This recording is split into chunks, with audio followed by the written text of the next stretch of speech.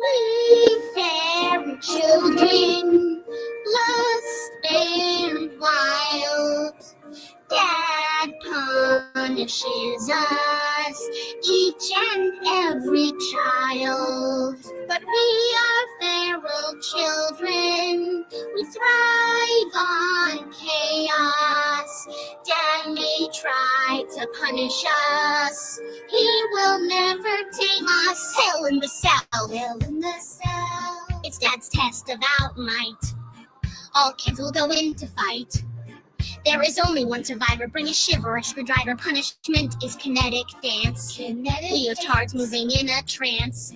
It's the feral children's penance, watching camel toes prance. Miami Deb is a whore. We are feral children, lost and wild. Dad punishes us, each and every child. But we are feral children, we thrive on chaos.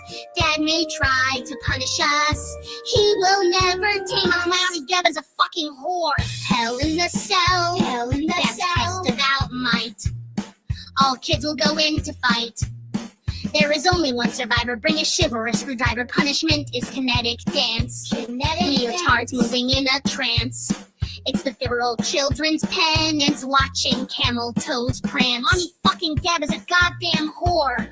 But we are feral children, we thrive on chaos.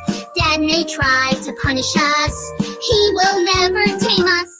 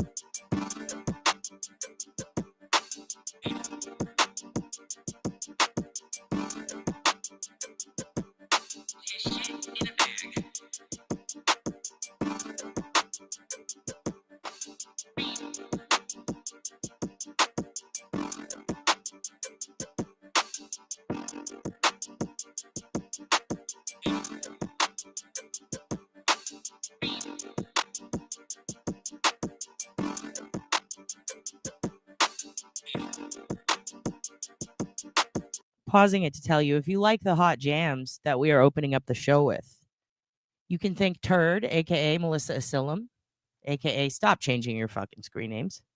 And you can thank Rebbit, the youngest, our baby mod.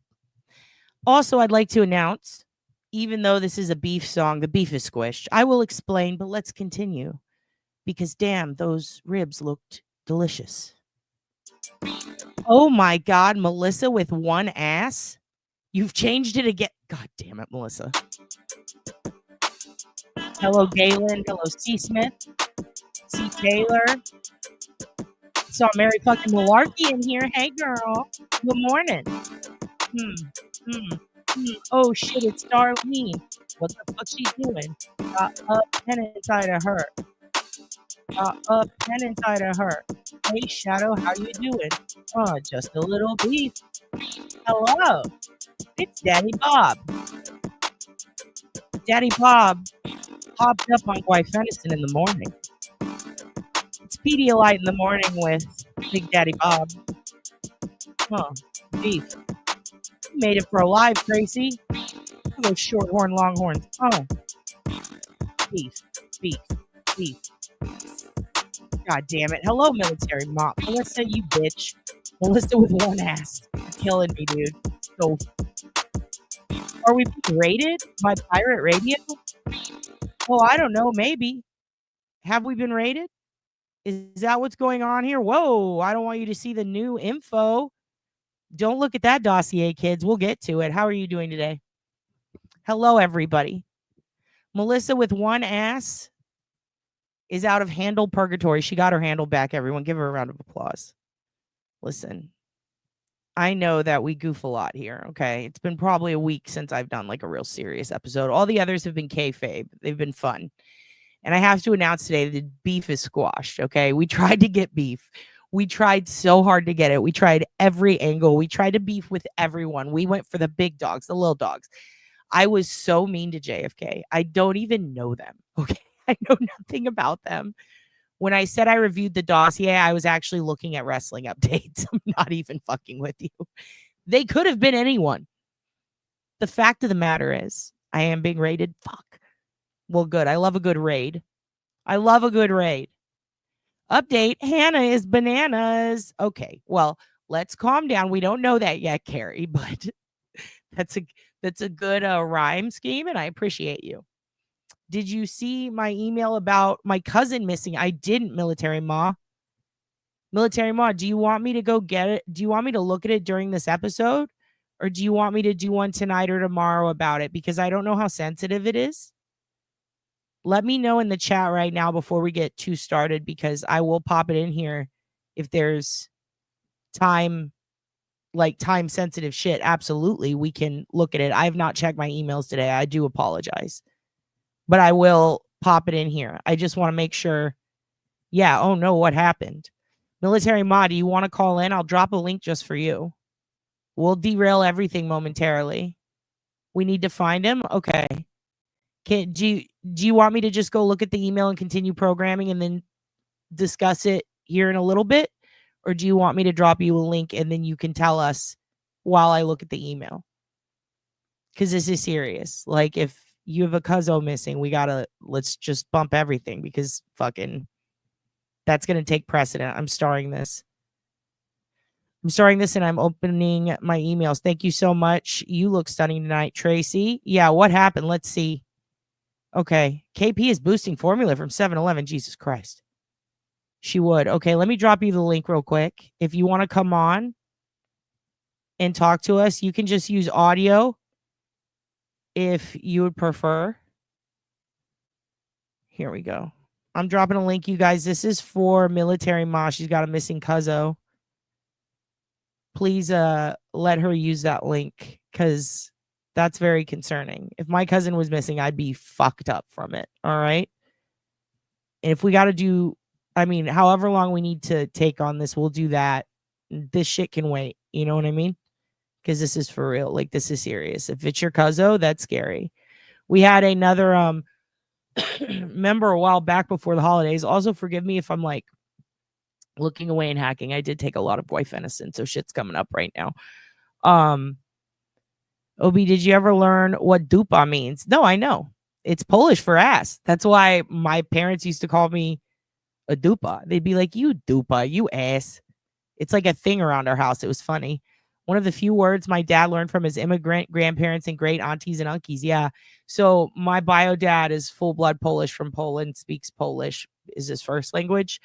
And the rest of my family is basically Mexican Polish. And so I grew up with a mix of, Latin and, or I guess Spanish and Latino heritage type of burns and nicknames, as well as Polish. So we would definitely call ourselves dupas all the time, as well as pendejas and pendejos. So yeah, prayers for your cousin.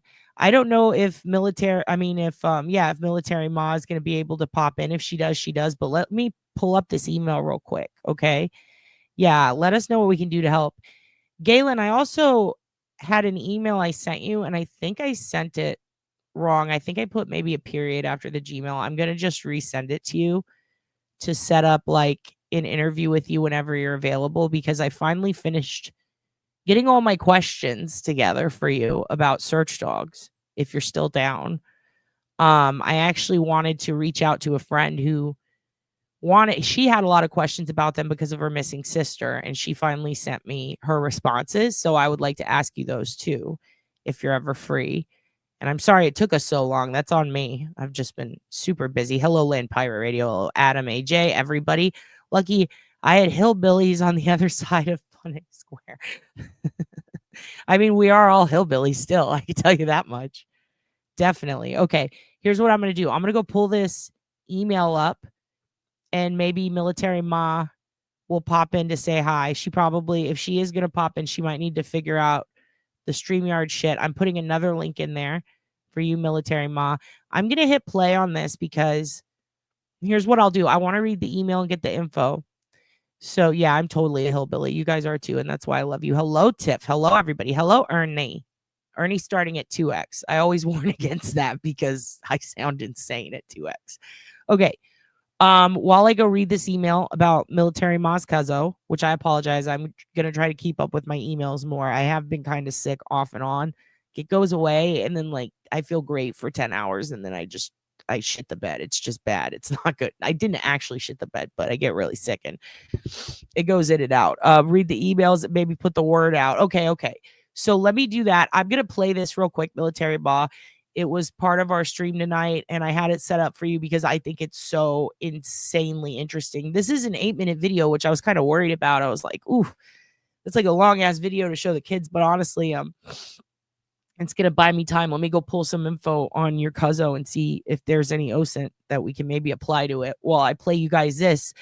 So I will be back in 8 minutes. I'll pop in. I don't monetize, so I'm pretty sure they're not going to copyright strike me and turn the shit off. Because also it is, what is it, CNN? They probably will. Whatever, fuck it. DB Cooper's.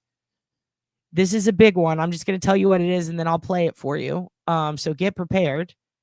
DB Cooper potential break.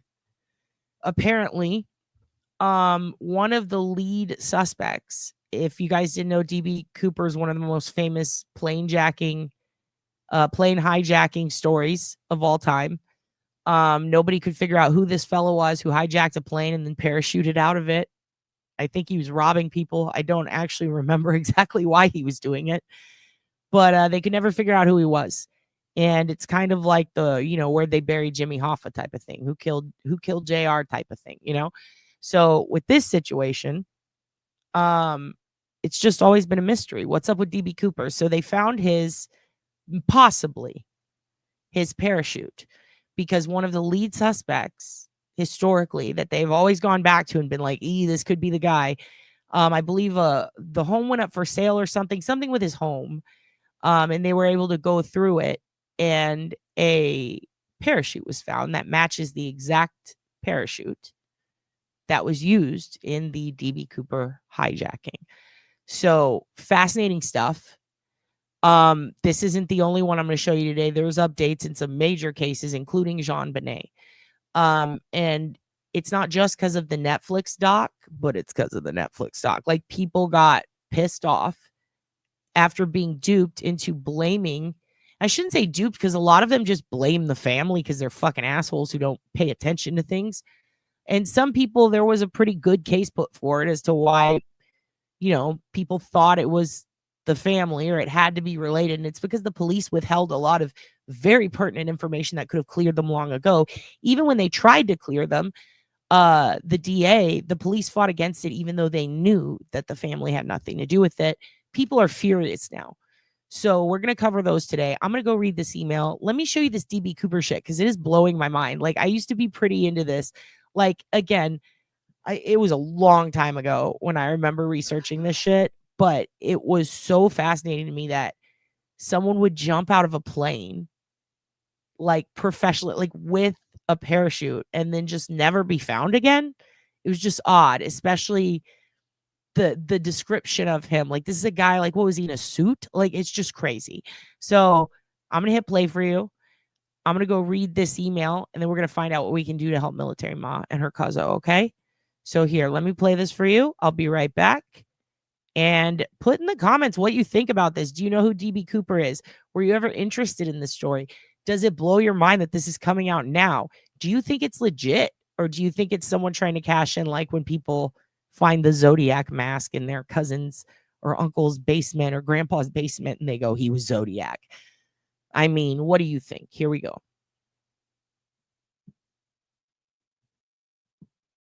We are going to begin tonight with a potential break in one of the greatest mysteries in all of American history. I'm talking about the hunt for the true identity of D.B. Cooper. Now, he is the infamous airplane hijacker who jumped out of a plane back in 1971 with $200,000 in cash, never to be seen again. His identity is a mystery to this very day. But tonight, my next guest says that he has found that parachute that D.B. Cooper used, and that it could actually end the mystery once and for all. We just solved it. Literally. Literally. Sorry, I'm pulling open my email, but I did see this. I think that was actually a different guy. That was Cocaine Bear guy in Kentucky. This is, I believe, West Coast. And it's so fascinating. Are you talking about, when you say Sky King, are you talking about the Barefoot Bandit? Because if you are, I'm obsessed with him and I can tell you anything about him and I would love to have him on the show. I am obsessed with Barefoot Bandit. We'll talk about that later. Let me go pull up this email. But also, yes, it was money. I couldn't remember if it was money or something else. But he jacked a bunch of shit and jumped out of a plane. Like, this is insane. Yeah, actually, Tiff knows more than I do. Here we go. It's Oregon to Seattle flight is what it was. Yeah. And Sky King, the reason I ask if he's talking about Barefoot Bandit, is Barefoot Bandit was a kid, and that was 1971, LEB. Barefoot Bandit was a kid who taught himself to fly. He was a literal feral child. We're going to do a whole couple of episodes on him. I have so much planned for that kid.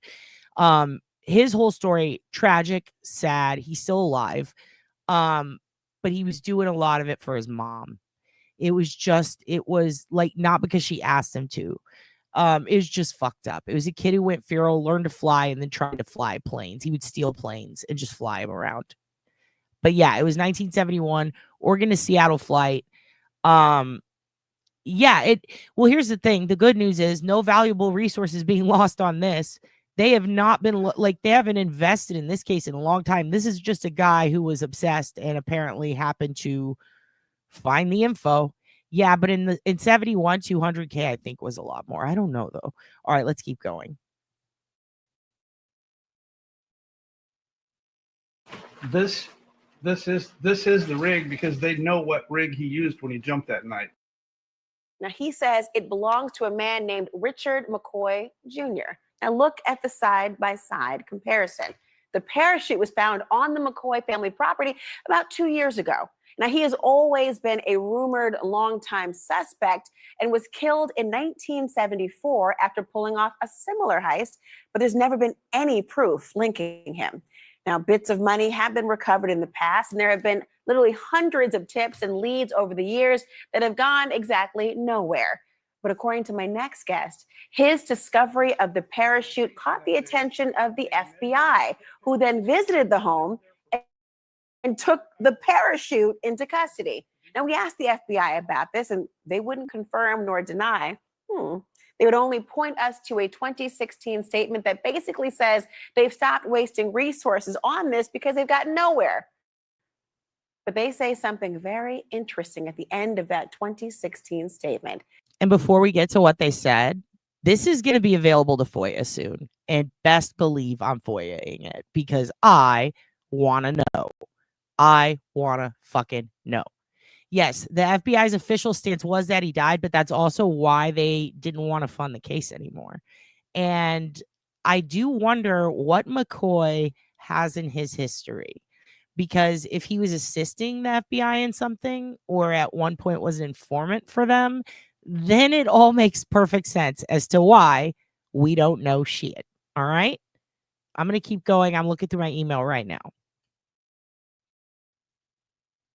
Quote, although the FBI will no longer actively investigate this case, should specific physical evidence emerge related specifically to the parachutes or the money taken by the hijacker, individuals with those materials are asked to contact their local FBI field office. Well, joining me now is the man who helped uncover the parachute. Dan Grider, he is a retired pilot, a YouTuber, and a DB Cooper sleuth. Dan, great to have you here tonight. Tell me about how you found that piece of evidence and why you believe that that belonged to D.B. Cooper, who you believe is actually Richard McCoy Jr. That's correct. Hi, Laura. Thanks for having me on. Yes, we found that parachute. It was the description of the parachute that was used that night was very, very specific in that it was modified. So all these years, for 20 years, I've been looking for this green military highly modified parachute. And when we stumbled upon it by accident, I pulled it out and I took one look at it and I Pierre, this is a great question. I always wondered how they knew because the FBI, they never came out with a lot of statements, but the media would quote them in really old articles that I researched. They would quote them as having said, we know that he had X color parachute. And what's interesting is it went from black to military green. And at one point, there were supposedly witnesses who said it was blue.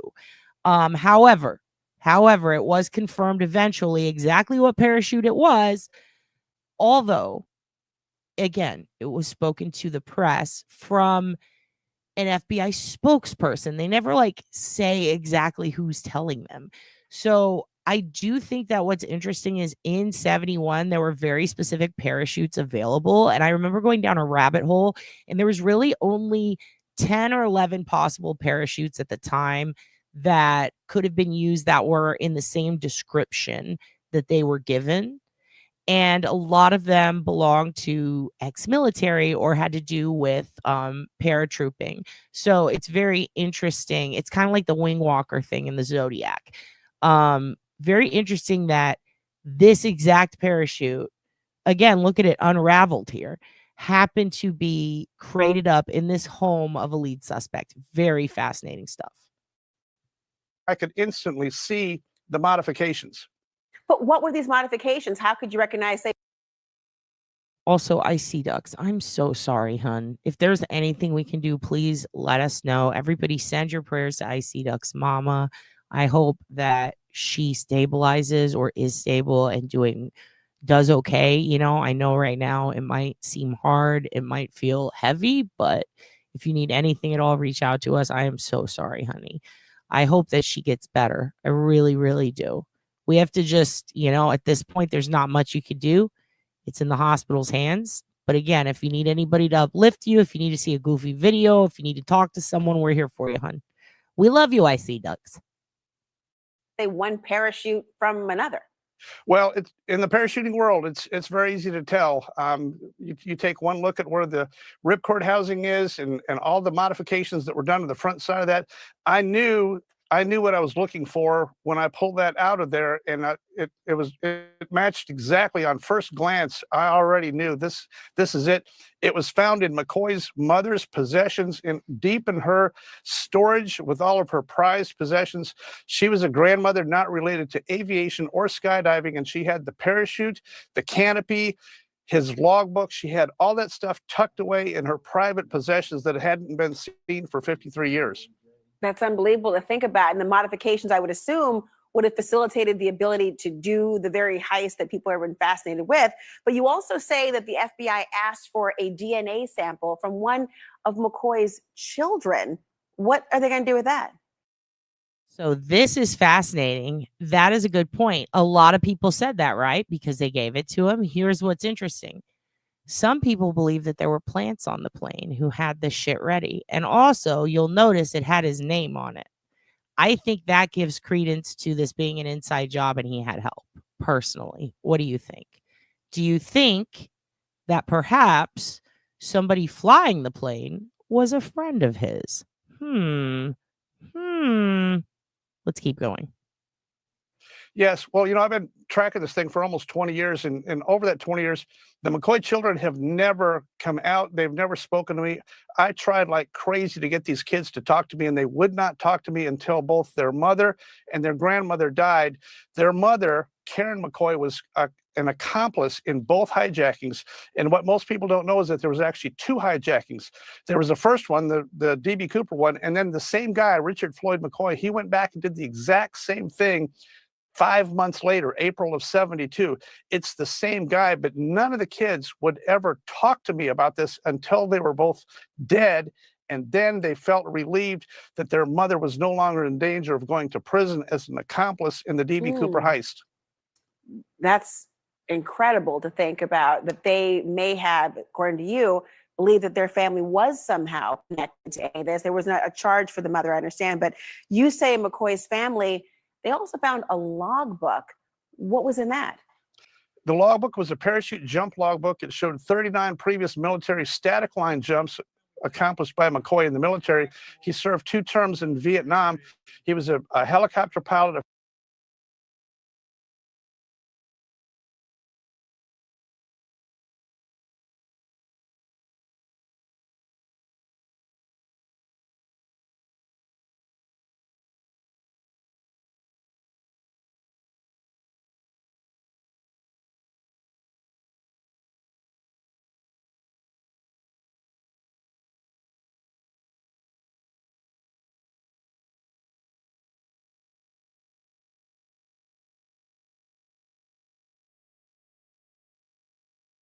a fixed wing pilot, and a military trained jumper. But the logbook showed 8 practice jumps leading up to the DB Cooper jump, and then nothing. This was his first free fall parachute jump, civilian style logbook. So he logged 39 previous static line jumps and then 8 practice free fall jumps in anticipation of doing this hijacking, and then nothing until right before April of 72. He went back and did one more practice jump prior to his April 72 parachute jump, and he logged that one. All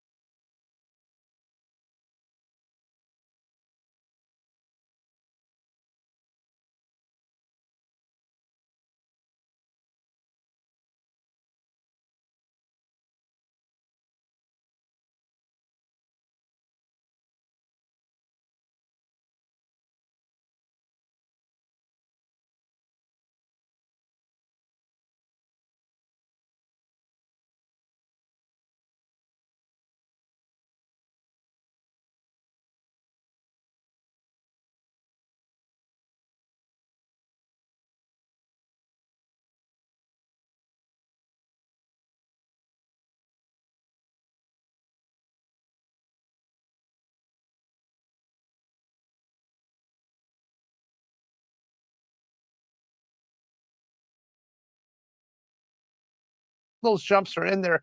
They're signed. They're in his ink. They're symmetrical.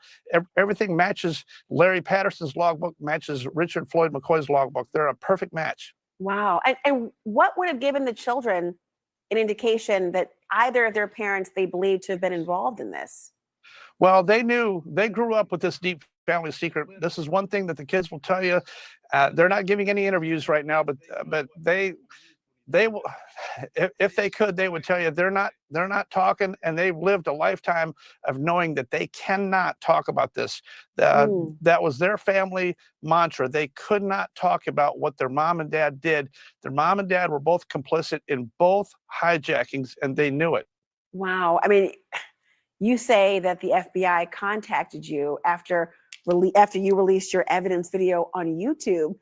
I got to know what that was like, talking to them, and the fact that they were leaning in and intrigued by what you found after all these years. Well, the FBI did call. It's interesting. We've never contacted any media. We've never contacted any authority, and we have never contacted any. Damn it.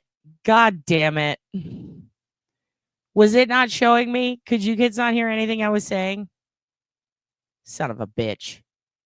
Well, I have no idea what you did or didn't hear. Okay. I see Military Moz here. I was going through the emails. I was going through the dossiers. I see it. But Military Moz here, so let's talk to her. This is Wayne, is her cousin. Let's bring her on right now. We're going to interrupt. Well, look, we have 1 minute left. I'm going to finish reading your emails, Military Ma, and then I'm going to pop you up, okay? So I'm going to give you 1 moment. All right, you didn't hear anything? God damn it. Okay. Here's what I was telling you guys. I was trying to answer your questions. I'm sorry. So first of all, ex-military, yes, absolutely. He was ex-military. Also, there were people who were speculating. I don't know if you heard this part. You couldn't hear me for the last couple of minutes. God damn Please be respectful to our goddamn dad. You know what? No, disrespect me because I 100% deserve it. Listen. So with the DB Cooper thing, very fascinating that they couldn't get a search warrant to go on the property of this suspect for so long. And not to mention, homie died, right? So you have to have probable cause to go on homie's wife or kid's property. And you can't even get probable cause for homie? Oh my God. You know, it's a nightmare for them. So now that they have someone coming forward, it's like, oh shit. Okay, this guy found some shit. This is interesting. It all lines up with logbooks. It lines up with the exact type of parachute. And the reason he couldn't get rid of it, you know, like someone asked, was it Adam? Like someone asked up there, why would they keep it?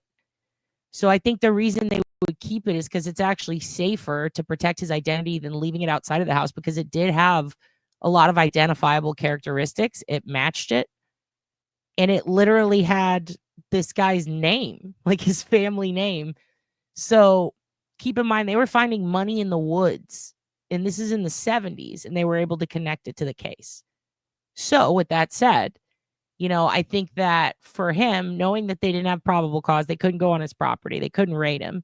It was actually safer, no pun intended, to keep the best. Do you feel me? And sentimental too. If your people robbed a bunch of money, took it on a plane, jumped out of it, I don't know. What would you do? All right, I'm going to let this finish. We have 1 minute. I'm going to bring Military Ma up. Let me just finish reading this email, and I'll be right back. Any FBI in any way. The FBI contacted us after watching my 2 YouTube videos. They were convinced, and they wanted to see what I had found. They knew specifically exactly what they were looking for, and they told us up front, we're going to look at it. We're going to meet with you. We'll meet with you at your location under your specifications. If it's not what we're looking for, we'll give it back in 7 days because we know exactly what we're looking for. That's been a year ago. So I'm led to believe that. I mean, look, let's be real. This fucking parachute is like Turtle Boy's phones. They're not giving it back. It's the one. It's what they want. They're going to keep it. All right. I'm almost done with this perhaps email. they are going to keep it in custody because they believe that you're onto something? Maybe everything? They're keeping it in custody because of the DNA. The FBI cannot go by circumstantial evidence. They're going to go by a DNA link, and they're trying their hardest to make a solid DNA link between all the artifacts that will tie Richard Floyd McCoy. That's the only way they can close it is with a solid DNA lock. They're going to keep this. Everything that I found is at Quantico, the FBI laboratory. Everything I found is in one storage location at Quantico right now, and their efforts are purely DNA related. All right. And before we hit up Dan, let's bring Dan down. All right, let's bring Dan down. Let's bring Military Ma up. Military Ma, can you hear me okay? Yes, I can hear you. Hey, hon, how are you doing? Doing good. Okay, so what's up with, is it okay if I share this missing persons flyer on the screen real quick? So you can see Wayne? Absolutely. Yes. And why don't you just tell me in your own words what's going on? Okay. Go ahead. Okay, on the 22nd of November, he went up to the mountains to go cut wood. And because that's pretty much what he does. And he never came home. So they called the authorities, and they went up there. They took dogs, and they found his truck. And the dogs hit on a water bottle that they found there. And the dogs hit on a tree that he urinated on. And then a little up further, they found his saw, what do they call them that they use to cut trees with? Chainsaw. They found his chainsaw, and the dogs stopped right there. No tracking. They didn't find his scent or nothing after that. It stopped at the chainsaw. He left his phone. He left his phone at home because he said that there was no service where he was going anyway. That's what his girlfriend said. So this is in Washington. Dayton, Washington. Yes. Okay, so he went. Let's check this out. I'm gonna pull this I'm gonna leave this up for 1 second, but I'm gonna pull up the campground area real quick Okay. so we can get an idea of this. Okay, Patrick's grade. And so, was he going through anything like, did he have mental health issues? And if you can't answer this, then you could just say pass. But did he have any mental health issues or anything concerning going on medically with him? Not that I'm aware of. I haven't Okay. actually seen him face to face since the middle 90s. And so Okay. his brother lives in Washington, in Oklahoma, and he called me the other day and was like, "Hey, have you heard from Wayne?" And I'm like, "No, what's going on? Why?" He hasn't been over there. And I'm like, "No." And he said, "Well, he's missing." And then he ran me through everything, and I was just like, "Wow, I don't know, because this is weird how they can't find a trace after the chainsaw. Like, so what happened to them? You know, they didn't find any blood. They didn't find anything like that up there." He did have a problem with his girlfriend's like ex-boyfriend, and I guess that guy like had went to his house like previously, like I don't know, a year ago or so, and but my cousin wasn't home. But that guy shot my cousin's home, our roommate, and he's in prison Wait. now. So I know he didn't do it. Wait, so this guy, so okay, hold on. I just want to make sure, because sometimes if somebody watches this, if one wrong person watches this and goes full conspiracy, we don't want to fuck your shit up. Right. So his ex had a boyfriend who a year ago went to Henry, aka Wayne's house. We'll just call him Wayne. Mm-hmm. Wayne's ex-girlfriend's new boyfriend went to Wayne's house and shot it up, but ended up shooting the roommate. Yeah, Was he Wayne shot not the home? roommate. He shot the roommate. Okay. He just like went and like, I guess, like knocked on the door and asked for Wayne, and the roommate was like, "Well, Wayne's not here," and so he got shot. That dude Okay. shot him, and so that dude's in prison now. So AJ has the question I was going to ask. Are we sure he's in prison? Because I know that Washington, Texas, California, Florida have some wacky fucking laws. Like we had the 3-for-1 for a while, and I think Washington might have had that, where they were overcrowded. So they would release some offenders early. They even released a fucking serial killer, and he went out and killed more people. So Right. I'm curious. They are supposed to legally, they're supposed to tell the victim or the victim's family if the person gets released early. There is a chance they might not have followed up with Wayne, right? Because he wasn't technically the victim since he didn't get shot. Right. Can we check to see if the guy's fucking been in jail where it's not a dox, right? This public record.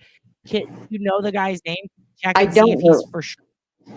I don't Okay. know the guy's name. I really don't. I don't even know the guy that got shot. I really don't know his name either. So I just got that information. I didn't like ask all the questions. I'm just kind of like worried about my cousin, more like, where is he? Like, what could have happened? Why was there no other trace after that chainsaw? Let me ask you a question. Does he live in the same place that he lived a year ago? Yes. I do wonder if the guy, again, like we don't know if he has anything to do with it, but if he did get out early and Wayne lives in the same place, could he have been like stalking him and followed him? Now, here's another thing though. I just looked it up, and Patrick's grade in Tucannon Campgrounds is the Umatilla National Forest, right? So we've got, let me see. There's camping near Walla Walla, authorities searching for man missing in Columbia County. Last thing, heading into the mountains. We do have a local news story that we can watch about it in a minute. It says his vehicle was found near Patrick's Grade campground, so we know his vehicle's still there. Right. Here's what's interesting. So Washington, here's the good news. Washington is notorious for having a ton of trail cams, like a ton. And they have pretty good surveillance in the state wildlife areas. I do wonder if perhaps there are any sightings. For example, there's a Facebook page I'm going to share for anybody, because this is all happening live, like as we speak to you, we're finding this out. So I'm going to put this in the chat. It's called The Last Resort to Cannon. And this seems to be an area where there's a lot of campers and there's some people who live. So I do wonder if we should post this in that group, is what I'm thinking. Because these people seem to be very close by, and they might have, if they heard like a gunshot, if they heard anything, God forbid, very interested in that. Next thing I would do is I'm going to put this in our Discord and we'll scrape the area, all of it, for cameras, public ones, see if we can find anything, even him just arriving, if there's anybody who parked next to him. I would also look in, I'm going to drop a few of these links in the chat. Let me open a few of them first so I'm going to go ahead and drop a couple of links, and I'm going to be collecting these to also drop in Discord. Hold on. I'm putting them in one at a time. These are all areas I would recommend. Let's look up and see if there's anything weird reported. Like, is there a guy in the woods that's been creeping people out that people talk about? Is there anybody who posts that they, I live in these woods? I've seen that before, and that's kind of crazy. And I'm going to post the Columbia County Sheriff's Office Facebook links. Here's what I'm curious about next. Wayne's chainsaw. It was off, obviously. It was off, yes. Was there anything chopped down? I don't know. I'm not sure about that at all. They just found it sitting on the ground.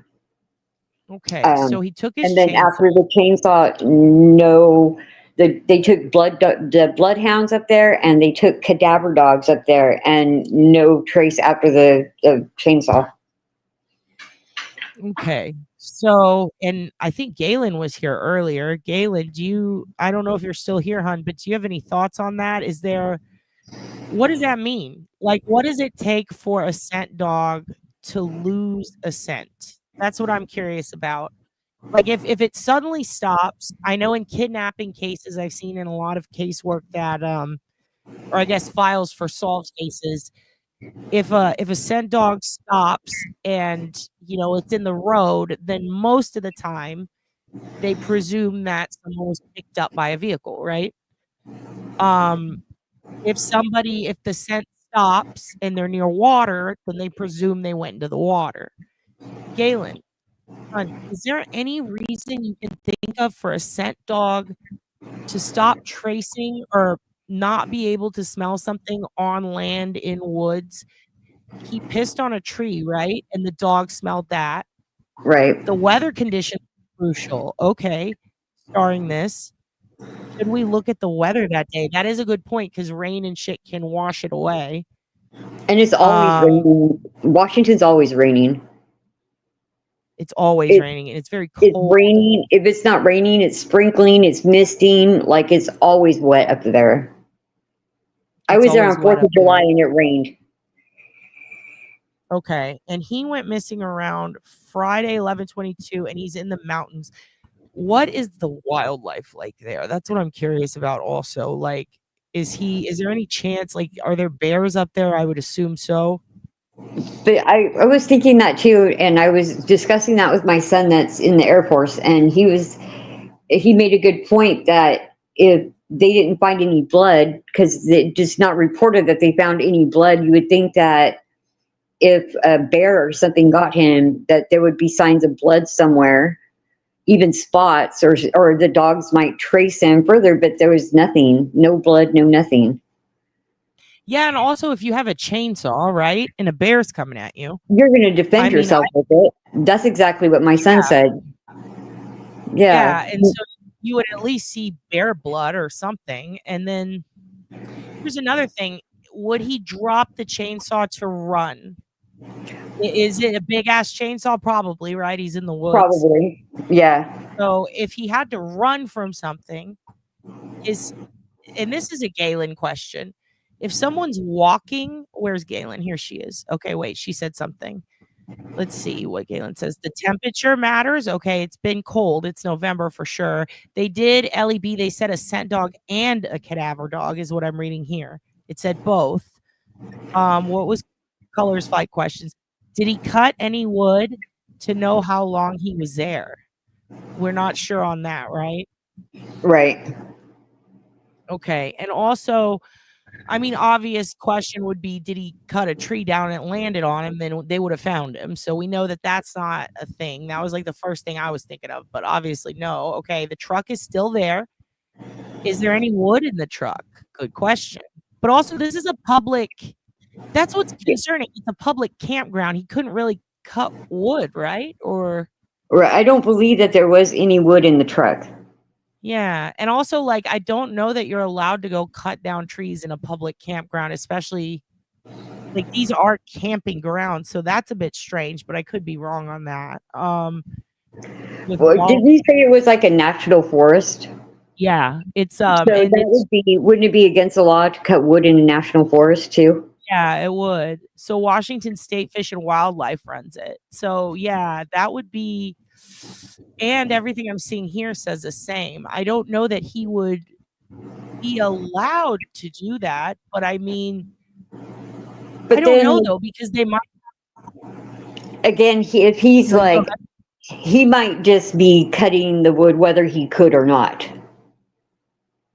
You know, if nobody Yeah. sees him doing it, then he could get away with it. He probably would. Probably Why did he to leave? keep, Oh, sorry, go on. you know, probably to keep his house warm, or you know, you're gonna Oh, go. that's a good point. Good point. Because, you know, I mean, we have protected land near our house, but it doesn't stop anybody from getting firewood there back home growing up. So I totally can see that, especially like, I am curious. Okay, yeah, Umatilia, is that how it's pronounced? National Forest, yeah. And it says, this is a good point, Sherry. Why did he leave his phone at home, especially when using a chainsaw? It makes me wonder if he was just going in there to saw some wood real quick. Maybe some branches. Yeah, I don't know. Like the phone, like he left it home because his girlfriend said that he left it home because he said, "Well, I don't get service up there anyway. There's no use taking it." Hold To on a me, sec. that sounds fishy because I don't go nowhere without my cell phone, Look at whether what it gets service or not. That's a great point. What you just said, it does sound fishy. I would take my phone. And also, if my boyfriend, I'm going to ask you seriously, military ma, if let's say, I don't know if you're married or have a boyfriend or whatever, if your boyfriend, if your husband, if somebody, if your kid is like, I'm going into the woods with a chainsaw to get wood, whatever reason, would you suggest they leave their phone at home, or would you make sure they take it? Hell no, they would take it because if they were to get lost, even if it doesn't get service, can't you still ping it? Can't they still find out where it's at? Absolutely. And there were no signs of anything except his chainsaw left on the ground and that he had pissed on a tree. So what interests me about that is if he pissed on a tree, this is actually a good sign, because my other thought was, what if the girlfriend planted the chainsaw? Not trying to blame her, but let's just think logically here. Like, if there's no scent of him beyond that, right, then the scent could have been on the chainsaw because it's his, because he's held it, right? Correct. So Correct. if she planted it there, they'd have his scent, right? Now, Right. how did they get to the chainsaw to follow his scent? And why is his truck there? So we know that he went there physically. Makes me think maybe she didn't plant it, but then him pissing on a tree, like she would have to take his piss and throw it on the tree. I just don't think anybody's that smart. So in that case, we know that he was there physically, right? Right. And his truck is there and the chainsaw's there. Mm-hmm. Yep. Do they know if the girlfriend was home the whole time? I don't know that. I do wonder if she went with him, but then again, like, this is weird. Supposedly she didn't. She stayed home because he was just going to run up to cut some wood. You know, it was just going to be like I'm not going to be there all day. I'm just going to go get some wood. I figured maybe he was just going to get wood for their wood stove or for heating because it is getting cold up there, like colder. So that's what I'm thinking. If he just like left his phone, his cell phone, and he's like, "Oh, I'm just going to go cut wood. I'll be right back." Yeah. And she was like, "Oh, leave your phone," or or if he said, "I'm going to leave my phone. I don't get service," that just doesn't make sense to me. Did she say? Did she have her own phone? She had her own phone. Yes. Well, then why the fuck? Like, I mean, if he wasn't charging it, but even then, like, I would just try. Like, it's weird to go into the mountains without your fucking cell phone, even if it's not going to work. At least have it in case of an emergency. You can still use SOS. Was it an iPhone? I'm not sure, but yeah. If my boyfriend was like, "I'm going to leave my phone," I'd be like, "Hell no, you're not." Because if something was to happen, if you get lost or whatever, we could still find you. Yeah, that is true. And somebody did put, oh, you can cut wood in any national forest. Holy shit. That's news to me because there was a YouTuber who was two of them that I absolutely adore. You can leave that open, babe. They're van life and they can't record in a forest. And it was a whole lawsuit. And it was Yellowstone, I believe. And they were citing all the different things, the different rules. And some of these national parks, I remember they said supposedly you can't cut wood, you can't do a campsite, you can't film anything in the forest unless you like get it approved. But apparently Washington can, and any national forest. This is interesting. That's where we get all of our wood in Washington. Fascinating. It's good to know. Okay, so we know that he was legal to cut wood. Scent will attach itself to most solid things like a tree. Huh. So tree, solid. Water bottle, solid. Water bottle, solid. He had water. So he was drinking water. But if it was rainfall, it would wash away the blood. If there was blood. True. They didn't really find anything, but we've seen police say things that are wrong before, but so weird. It's so weird. No cutting in parks. You can get a permit to cut wood on state land. Okay, so now we're not too sure, but either way, he was there with his chainsaw. What was the reason again for leaving his phone at home? Yeah, what was the reason she gave? Oh, because he said he was going to leave it because but he wasn't going to get service where he was going anyway. So why bother taking it? That's fishy as hell to me. Seriously, Does that sound like him? I would think not, but I'm thinking only because I take my phone everywhere I would go. I don't know why you would not want to take your phone. So I don't know. Where is the girlfriend right now? Is she still at home? Is she cooperating? Yeah, I'm not sure if she's cooperating at all. I haven't had any contact with her at all, mainly just my cousins from Oklahoma, because they're like, that's his brother. So that's pretty much the information that I'm getting. And then he sent me his wife sent me these things today, what I sent you in the email. And so as soon as they sent them, the first thing I was like, I'm going on OB tonight. I'm going to put it out there because if anybody can help figure this out, it's going to be her. Well, I mean, I'm trying, but god damn, poor Wayne, dude. This is wild because, again, the chainsaw, the water bottle, the piss. That's what, if there was no piss on the tree, I would say, ooh, this girlfriend makes me real suspicious, but there's piss on the tree. If you're being chased, you don't stop to piss on a tree, If you're chainsawing something and a bear or a wild animal comes at you, you're probably going to use a chainsaw, right? Right.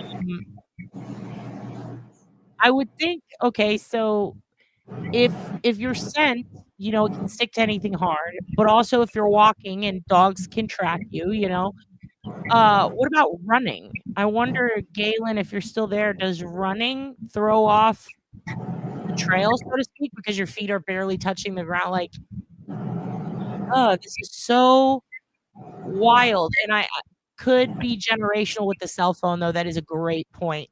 He was born in 57. Does he have any health problems? Did I already ask that? Yeah, not that I know of. Just normal aging, I think. I don't know that he's had anything. Oh, he looks like such a sweet man. This is so sad. So we've got a fella who is about to be 70. He's in the woods. It says that he went into the mountains Friday, 11/22. So he's been out there. If he is still out there, he's been out there a week and some change. Is there a history for his parents of any mental illness or any like? No. Okay. And it just trips me out that there's no follow-up scent there. And they found the bottle. Was he a smoker? Yes. What did he smoke?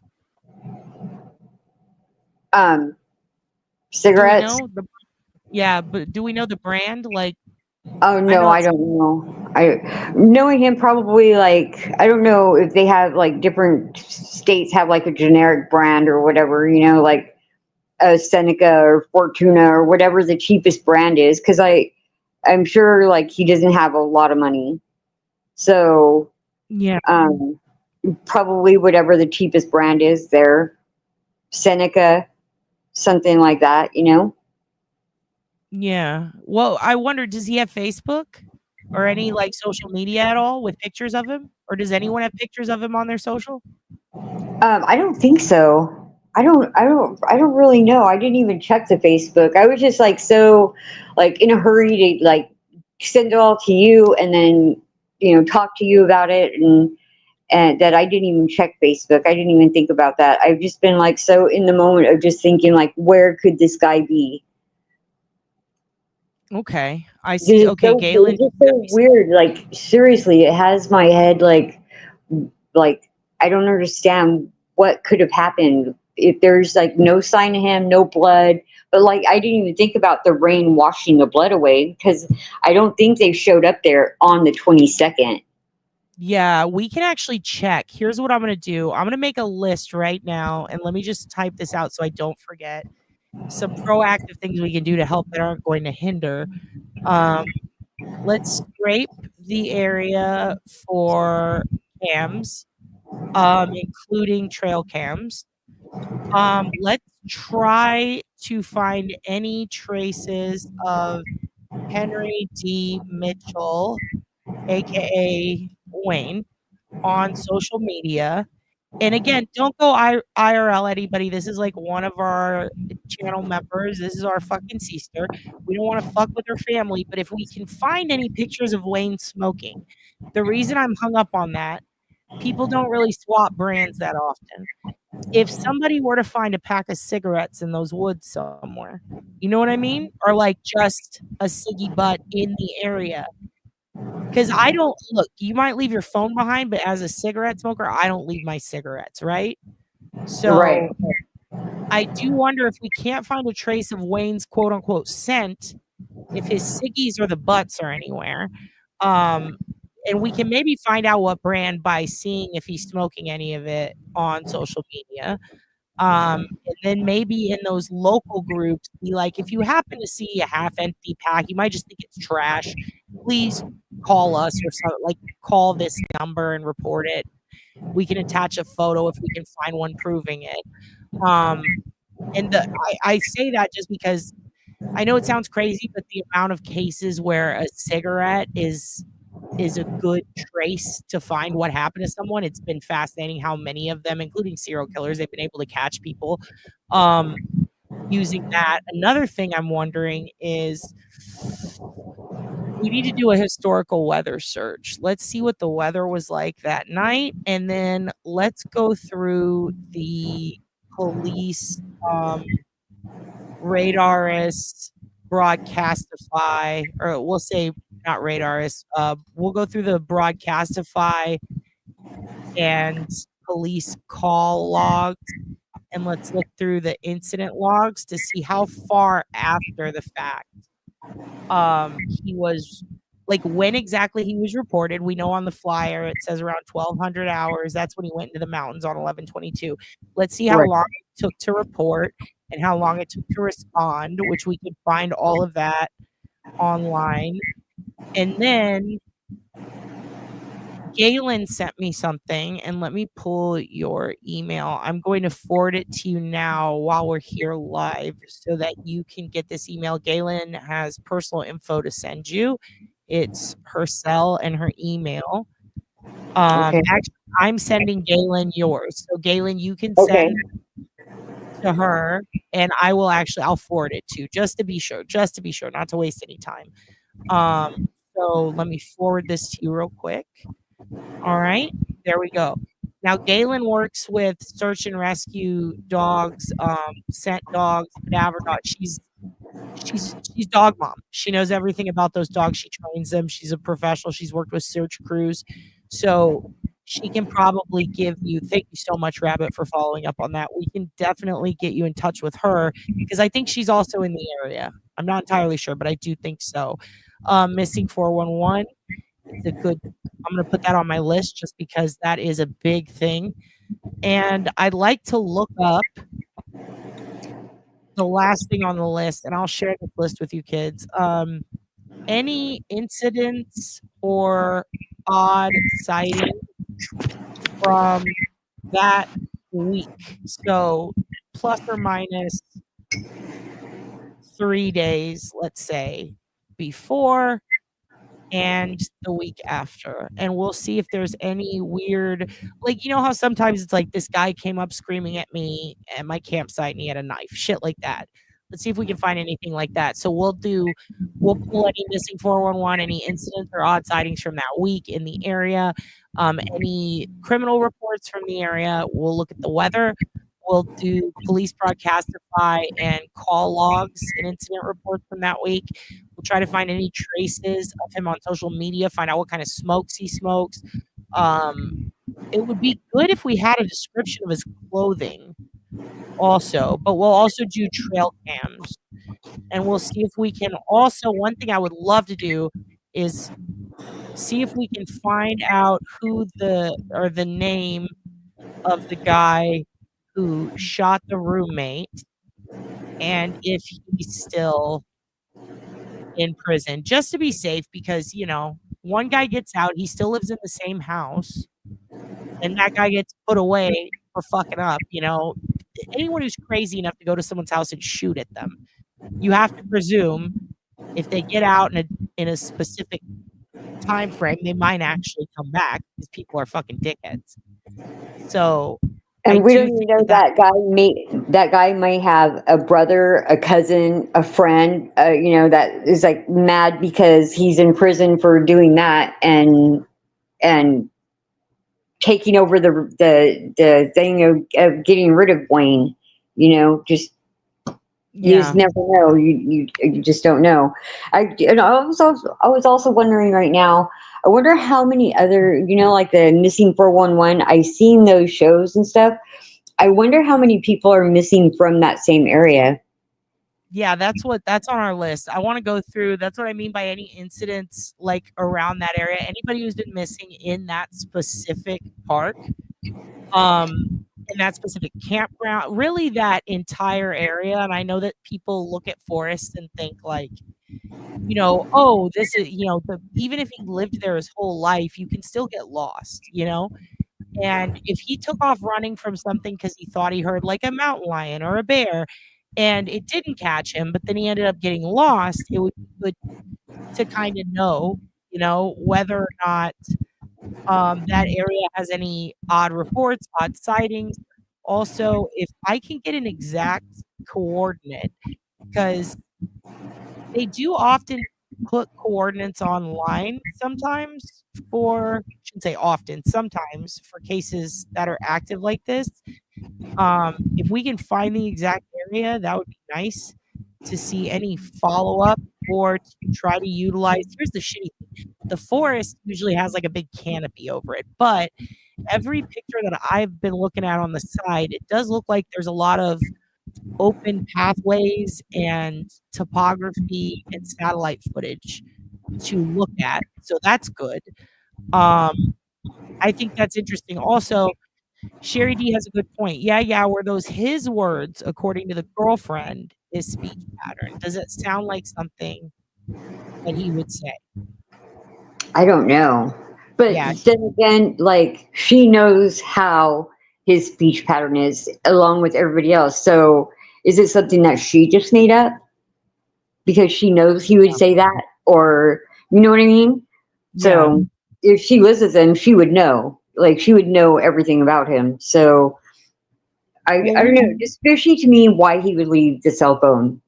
Because he's not getting service. Well, maybe you might get service on the way up there. Maybe not there. Maybe on your way back, you could call home and say, I'm coming home, or do you need something from the store, or, you know? Yeah, I do know. I think that is weird. Give me just 1 second real quick.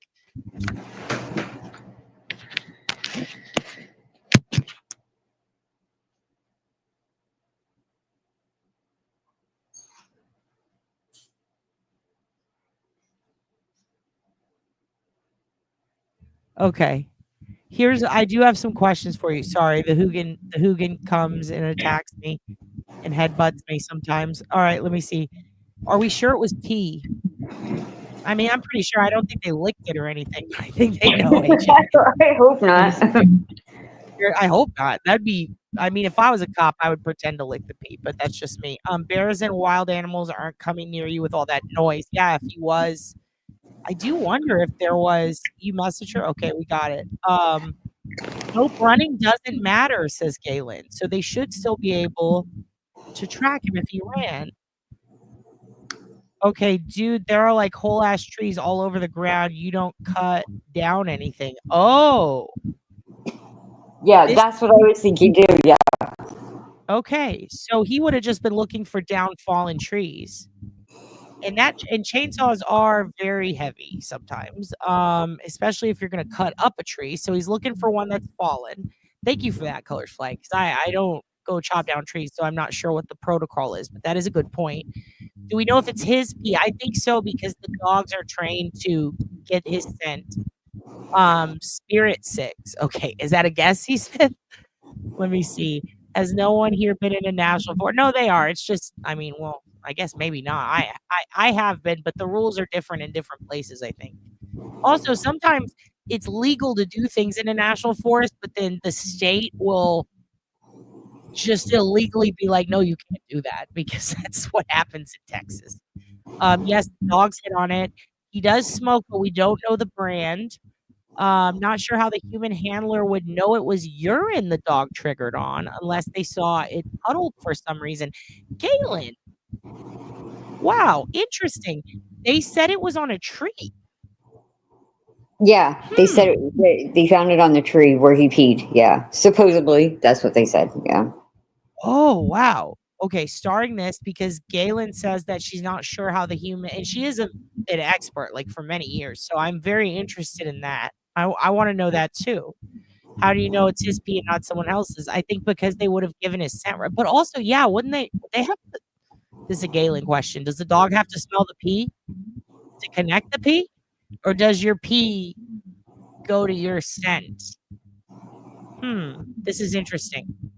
Did the dog say the scent was urine on the tree? That sounds fishy. No, I would think that what the dog did was it might have signaled to a tree maybe, and then they presumed urine, but also I don't know. Let's see, menthol or regular, we don't know. We want to look for a brand. Darlene's thinking like I am about the smokes. I agree.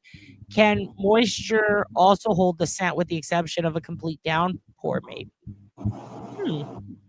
Do they pick up on dead animals, etc., or only humans? And I'm sorry, says Ellie B.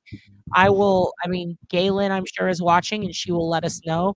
I was once told by a mortician friend that when someone's killed, there's a lot of blood that the ground will bleed for years. Oh, shit. I don't know about that. Spirits are cheap cigs in Washington State. Also, many yes, this is true. This is true because when I bought cigarettes in Washington, they were like 10 to 15 fucking bucks. But you go to a reservation, you can get them super cheap. Same in Kentucky. Maybe he rolled his own. That's a good point. I would just love to see what kind he smoked, just in case any are found in the forest nearby. Let me see. Let me scroll down a little because I got a little bit behind. Who is this? Is Walk Among the Tombstones. Walk Among is very great at finding things. I'm sure this is going to intrigue her. This is Henry D. Mitchell, aka Uncle Wayne.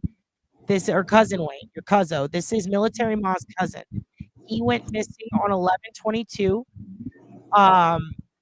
Dayton, Washington, Columbia County Sheriff's Office is the office. I made it big, so I hope you guys can read this. I'll just read it to you for anybody who's just listening. 11/23/24. Oh, wait a minute. So hold on. The case was filed the next day, and he went into the mountains. Okay, so it was only 24 hours between him being reported missing and him going missing. So we have Henry Mitchell's vehicle was found near Patrick's Grade to Cannon Campground. Information that we have received is that he went into the mountains on Friday, 11/22/24, around 1200 hours. Is that noon? I'm horrible at military time. Yes, You're military, yes. Ma. Is that Yes, that's noon. so? He went into the woods around noon on Friday. It says that by the next day, we've got a missing persons report. So that track's good for the girlfriend. You know, he goes missing and very quickly she calls. Coordinated efforts with Walla County Sheriff's Office, College Place, Washington State Fish and Wildlife, search and rescue teams, and additional state agencies and tracking animals have been on the ground since Saturday. So they started tracking him within 24 hours, and they've got 5 agencies at minimum.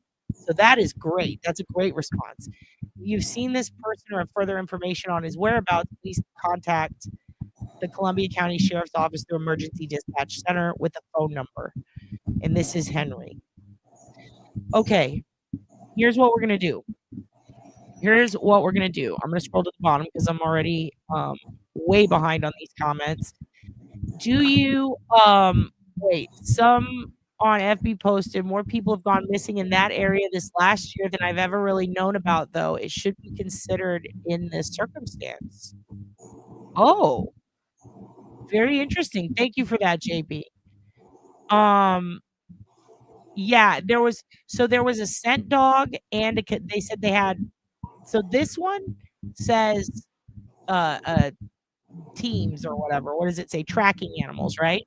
So the other one that I saw said it said scent dogs or tracking dogs and cadaver. So it looks like they had both. Just because they use cadaver dogs doesn't mean the person is dead or that we should draw any conclusions from it. It's just in case they have passed, right? So that they can both. Because you got like a scent dog is going to look for a human scent, right? And then a cadaver dog is going to look for a cadaver. So, if they release one and then the other is what ends up, it could, maybe not be as beneficial. Does she remember the pack were always, she hasn't spoken to or hasn't heard from him or seen him, I guess, in a couple of years, but we would like to try to find any social media with traces of him, maybe with pictures. It is a hotbed of missing persons. I know. Thank you, Ted Bundy. Thank you, Green River Killers. Sons of bitches. It means there was a dead human here at some point. All right. Wow. They were on it. Yeah, they were on it. That's a lot of interstate agencies. Also, oddly enough, the Parks and Wildlife, the police there in the parks, they have a lot of power, at least I know for sure in Washington, comparatively to, Texas and Oklahoma. They have a lot of funds too. And because of the amount of missing persons there, I would presume they've got like a pretty good solid, like, this is what we're going to do in this instance. Set up. This is odd. I'm not going to lie to you. This is weird. But the good news is there might be a good amount of stuff that we can pretty much find that could potentially assist. I don't necessarily know how much manpower they're putting into it now that it's been, beyond a week. I don't know. Can't speak to that, but I do think that if there's the potential of him being spotted on any camp, any satellite, I do think the surrounding neighborhoods, the campgrounds very close by where people like to hook up RVs, it seems, these could be places to look. The whole thing, the fact that he's a cigarette smoker makes me think we're going to find cigarettes somewhere, and that could also potentially help figure out where he went. I do wonder if he's just lost, and the weather might have affected them finding the dogs. Because again, like, who's going to kidnap an adult male, you know what I mean, in the woods? He doesn't have a cell phone. I'm presuming there's nothing to rob other than his truck, but it's still there. It makes me wonder if you think anything could have fallen and hit him on the head. I don't know. I'm looking on Facebook right now, and I just found he does have a Facebook. He does. Okay. He does have a Facebook. Yes. The last time he put anything on it though was May 30th of 2020. Okay. I do wonder if he has a new one then. I wonder if you go to, are his friends public? Can you go to his friends and see because some people, if their account gets hacked, they'll add the hacked account as a friend just in case they can recover it later. It says he has 79 friends. Okay. Does it let you pick the most recent? You know how it says most recent? No. Okay. Yeah. If you can, you're in our Discord, right? Military Mom, I've seen you in there. Yes. Mm-hmm. Yeah. So we're gonna make Henry a thread in Discord, and we'll put all this info in there. If you find anything that doesn't compromise like your safety, your security, and your privacy, but you find something that could be of value, will you post it in there so that these Snoopy Doopas can get at it? Because I'll be in there too. I'm very interested in what we can potentially find in the area that could be public that could help, or if there's any clues. If what county is he missing in? It is in Columbia County. Columbia County. And I would gladly post anything or answer anything because I'm military Ma. I fear nothing. Yeah, I know you do. I've seen your emails. I love you to death, girl. I think thank you for bringing this to us and trusting us with this. I do think that maybe we can find something that can help, but I do think that Galen is going to be thank you so much, Galen. She is a good resource for answering your questions and maybe sussing out some bullshit on what can be done, as far as like search dogs. She could probably lend you some expertise or answer some questions that, maybe if they weren't transparent enough with you on that element of it, maybe she will know some different things that we don't know that will make it make sense so that nobody's accusing the ex. Because, everybody likes to go with that. But I'm going to be real with you. Yeah, it's weird that he left his phone, but we're calling so quick. And the potential of urine being on a tree and his truck still being there and a chainsaw being left there does make me wonder if she's totally on the up and up and did the right thing. This is strange. This is very strange. And it bothers me, honestly, that it's in a forest and that the chainsaw wasn't stolen, right? Like, if it were like Redhead, they would have taken the chainsaw and pawned it in a second. Yeah, and Galen sent you her cell number, too. You need to call her. Okay. Yeah. Because she's up there, and she trains these dogs that they're probably using. So this is... and also somebody, who was it? One of you kids was it Walk? One of you kids put up, or was it Melissa? It doesn't matter. One of you wonderful fucking kids put up a thread already for him. Okay, here we go. Oh, it was Adam. Thank you, Adam. Made a Henry D. Mitchell channel in Discord. Thank you so much, Adam. I just wanted to share this too. because I'm looking at his Facebook right now. The very last thing that he put on his Facebook on May 30th, 2020 was, for my birthday this year, I'm asking for donations to No Kids Hungry. That's what kind of person he was. Yeah, Like, he loved children. He would like do anything for a child. He was just a great guy. He was very sweet. Like, he'd do anything for you. If he didn't know you and you needed something, he'd get it for you. You know, he's just a very sweet guy. he has soft eyes. Looks like a very sweet guy. He actually kind of looks like an old friend of mine who went on to run a homeless shelter. He like started his own homeless shelter for people, and like he kind of looks like him if he were older. What a sweetie, dude. We gotta find Sweet Henry, dude. We're gonna call him Sweet Henry, Sweet Papa Henry. This fucking sucks. But if we can find anything to help you, we will. This is one. Do you mind? I mean, I know my hours are shit, but do you mind if I'd like to just keep in touch with you on this and follow up, and if for some reason any of your family, like his brother in Oklahoma or any of that, if they have any questions or they have anything that they want to provide us, just feel free to give them my info. Give them the Discord, share it with anybody, and kids too. Like, if they want to come in just to look for Henry and then pop out, I don't care. It's not about the champ, it's about him. So if you guys can share that with anybody in the area, that would be the best. I think. Also, it would be cool to establish, maybe we could go, I don't want to say swarm, but maybe we can swarm all the surrounding Facebook pages we can find, the Nextdoor app for that exact area, any of the parks pages, any of the public pages on Facebook, any Twitter threads for the park, anything on Instagram and TikTok for the park. If we can get some kids who are really good at making TikTok, blow this shit up, and just, this is Henry, this is what we need. Make it the thing where your face is in. I'll do it, but I don't TikTok. I'll try, but like any way we can spread the word to look for him in that area, I think that's going to be the best way to go. And then trying to find cameras, and I'll go through tonight when this live is over, and I'll post anything I can find that maybe we can spot him. But we want to focus on Friday, 11/20/2024. Let's say 11:30 a.m., right? Right.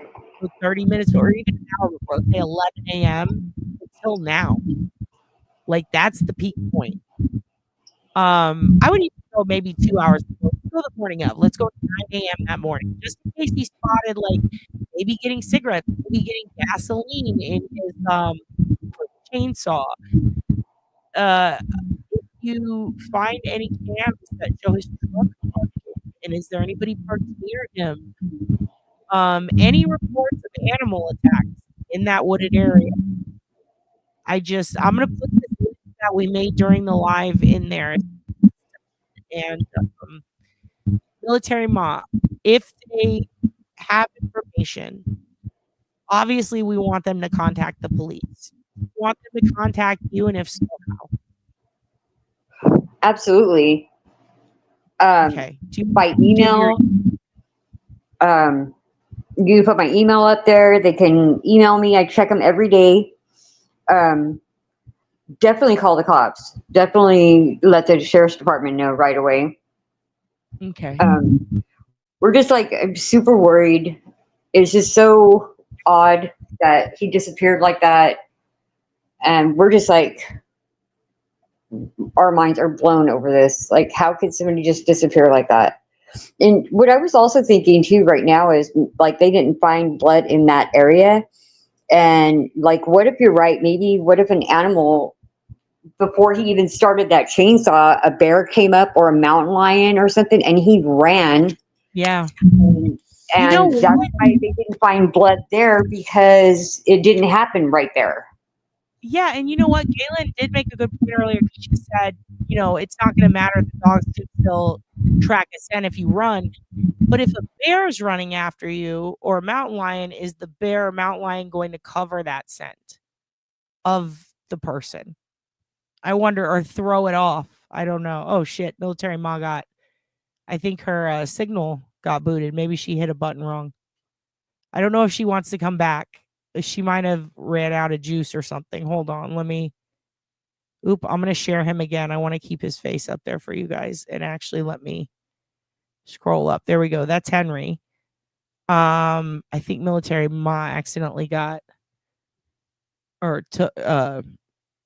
may have accidentally pushed a button, or maybe her phone died. I'm not sure. So I'm going to put her, where is it? I just posted it. I'm going to put her up here. Here it is. This is her email. So if you guys have any suggestions for things that we could do, put that in Discord. If you have any cameras you find, anything that you, even if you think like, well, maybe, even if it's a theory and it's not fucking insane or conspiratorial, but you think it will help, post it in there. If you think you find anything, post it in there. But if you think that you find a for real no shit tip or something that can help find him, that is legit evidence, a sighting, even a potential one, you're going to want to immediately contact the sheriff's office. They put an emergency dispatch number right here. It's 509-382-2518. That's 509-382-2518. You're going to want to contact them, and then you can shoot Rebecca an email, okay? Or if you have a question for her about him, you can do it that way. All right? Your tablet closed the page. Oh, no, military ma. Well, hey, if you want to come back up, the answer is no, it won't throw off the scent. Interesting. So even if he's being chased, it's not going to throw off the scent. Well, this is odd. Do you think he could have climbed the tree to get away from something and then came down later? I don't know. This is odd. This is very odd. Yes, any stores nearby for video. Great idea, Darlene. Out in those woods, I'd make sure to have bear spray. We always have it on us out there, but didn't ever see much wildlife except deer. Interesting. Yeah, I don't think you're getting far if one of those are chasing you and those attacks are messy. That is true. I've been up there tons. Animals aren't messing with you, Dad. Do you have the forest road? I don't think you guys realize that campgrounds out there are nothing like it's private. Okay. Well, I mean, we're trying to realize it. We're trying to find out. There are tons of fallen trees and photos of the area. Okay. So yeah, he is probably going out there to cut down an already fallen tree. All right. Forest road numbers are way longer than that, and I'm not seeing that in the area. Okay. I feel that they will have video evidence and feeling X issues. Okay. Resend the link. Let me resend it real quick. Hold on. Boop, boop, boop. Here you go, military ma. If you want to pop back in for a second, if you have anything else you want to say about Henry, Mr. Wayne.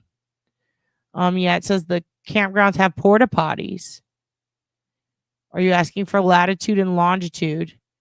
Namely, like, I mean, if we could just find the exact area where they found anything, that would be cool. I don't know if they're going to give us that information right away, but I am curious. Is it 165? Oh, is that the road? Okay. Can of pennies with lid on, shake it, bears hate the sound. Oh, shit. Did he stay somewhere overnight? Camp? Well, he was supposed to come back because he said his phone wouldn't. You know, he's like, I'm just going to leave my phone here because it won't work out there anyway, and I'll be right back, I guess. And then he didn't, and his truck was still there the next day. So no one stole his truck. I found it. It's 4,700, 160. I'm not sure what you guys are looking for, but I love this. I put the lat and longitude from the sheriff's department into Google Maps and the nearest road. Oh, okay. I see what you're saying. I'm curious, is this a regular spot for him? Would someone know where he was going by him just saying that he was going to get wood? His ex-girlfriend. You know, that's interesting. You're right. Like, how did they find him so quickly? I guess maybe they had the scent dogs. Okay, that makes sense. There isn't much near our place near Goldendale. You could walk a ways and never see a house or another person. The campgrounds are rustic at best. That doesn't look like an off-road. Yeah, no, a bear is not approaching a running chainsaw. Good point. from where he was. Check your email. Okay, let's look at this screenshot that Colors Flight sent us. I'm going to bring Military Ma up. We got a screenshot from the area if you want to see it that Colors Flight just sent. Thank you, Colors Flight. Let's see. Yeah, for some reason, my tablet just shut down. Oh, it's okay. Look at this. By the way, Colors Flight, I don't know what happened, but it screened your email through Google as dangerous and malicious. So you better. Okay, here, let's pop this up real quick. I'm going to hold on. Let me. Yikes! How do I? All right, let's open this in a new window. Why isn't it working? Here we go. All right, I'm going to show you. This is the area. Now, this is just like a map. This is the campground. Okay, so the road number, here we go. We got a road number. This is 47 and then 50. So 470000 to Cannon River Road. This is the campground. 4700 165 Hickson Canyon. And it's got like a little trail situation. Is this a Garmin? Oh, wait, is that? Yo, Garmin's, dude. That is. I haven't seen that in a minute. Umatilla National. Okay, yeah. So they are using some semi-ancient technology, but this is interesting. It does look like there's a couple of roads out there. I'd like to know exactly where his truck was parked. We could probably figure that out. Yeah, it's kind of in the middle of nowhere.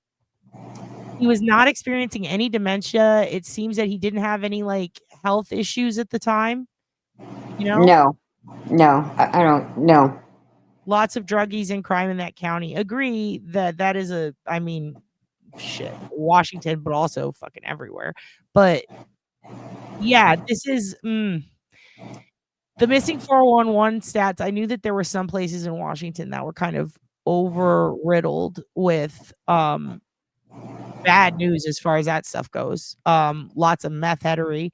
But what's interesting is that they didn't take the chainsaw. You know what I mean? It's the one thing they could sell for money if they were being methy. So that's what trips me out.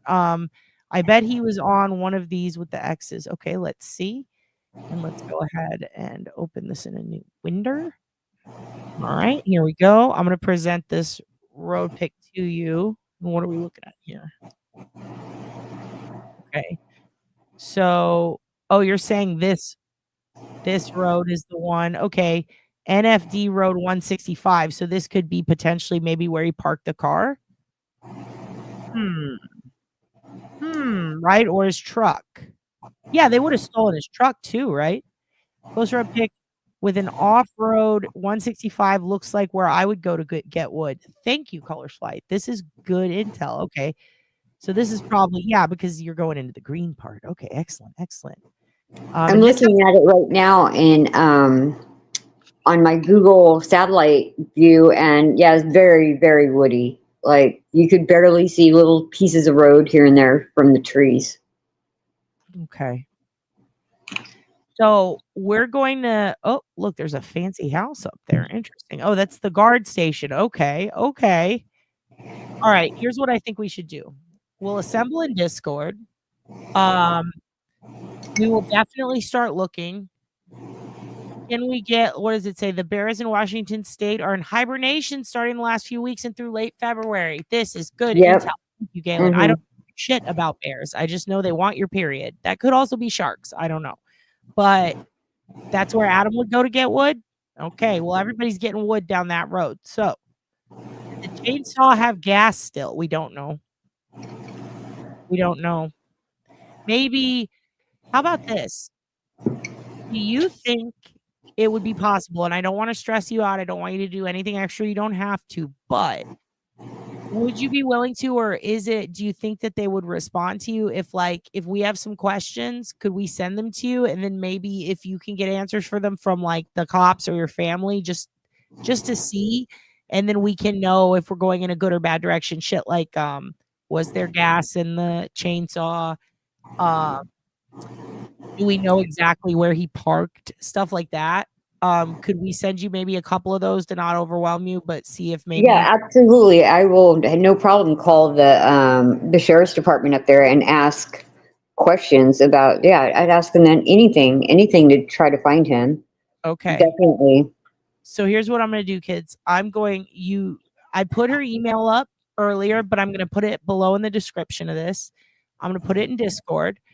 I'm also going to share the Discord link. Let me drop it real quick. I see you, Color Slide. Let me drop that for you. It's just my shit's taking forever to load. I might freeze. Let's give me 1 second.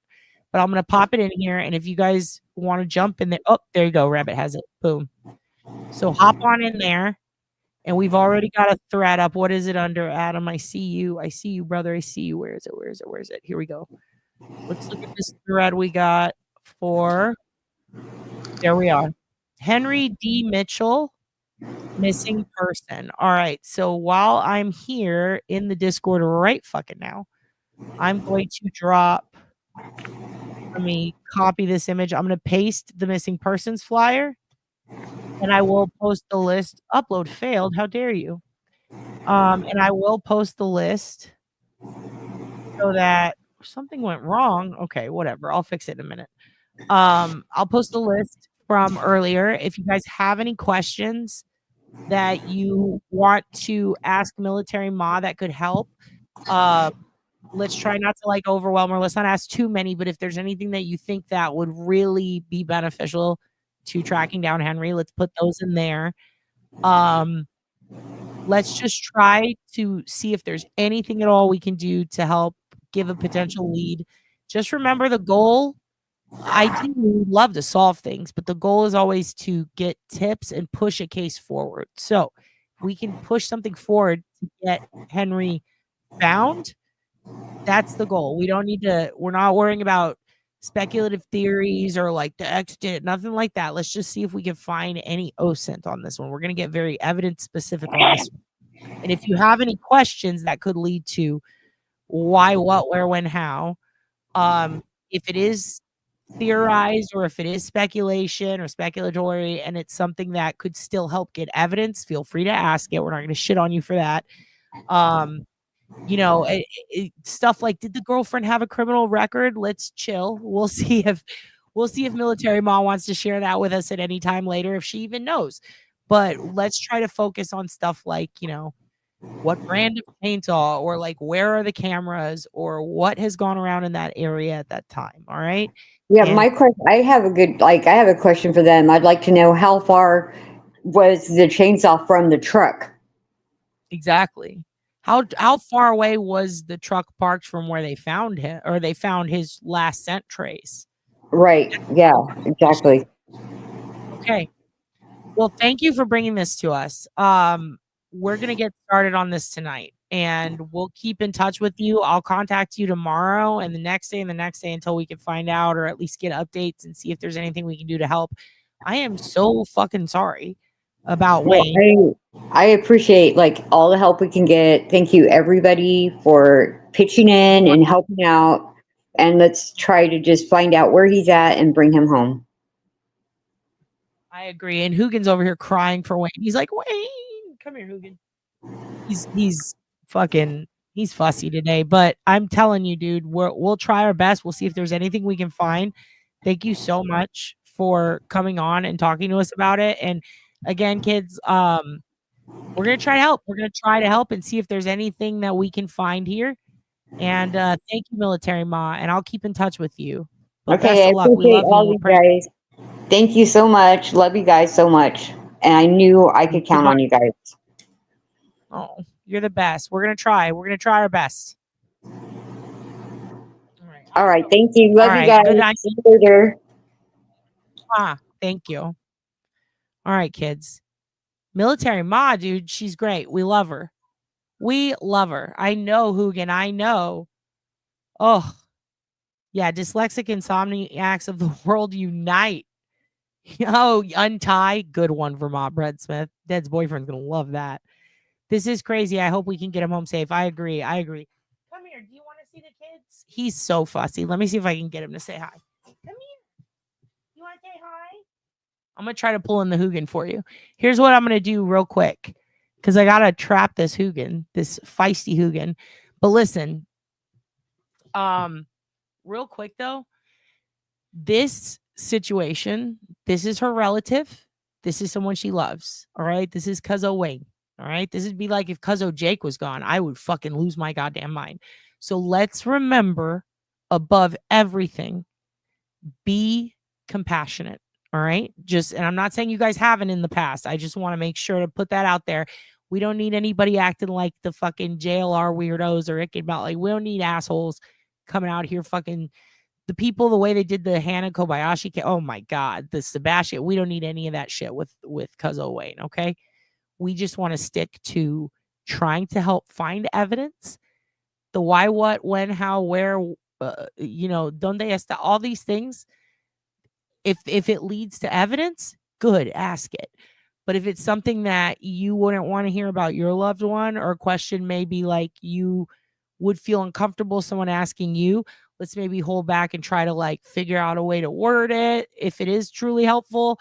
But let's just keep in mind, this is someone that we fucking adore. This is your little sister. And she's raised fine strapping military kids, all right, to fight for our fucking freedom. Our freedom to find Henry. So we got 2 Henrys now. This one's imperative, okay? The other one, still imperative, but this one a little bit more, because he could be alive, and it would be very good to try to find him safe and well and alive. If he's just lost, then I'm sure that we can, I mean, I'm pretty sure we still got time, right? I mean, little kids have lived longer than that in the woods, and, grown ass adults have lived years in the woods. Who knows? But it's been like, what, a week or 2? There could still be an answer. We don't know yet, but if we can find something, that would be lovely. All right.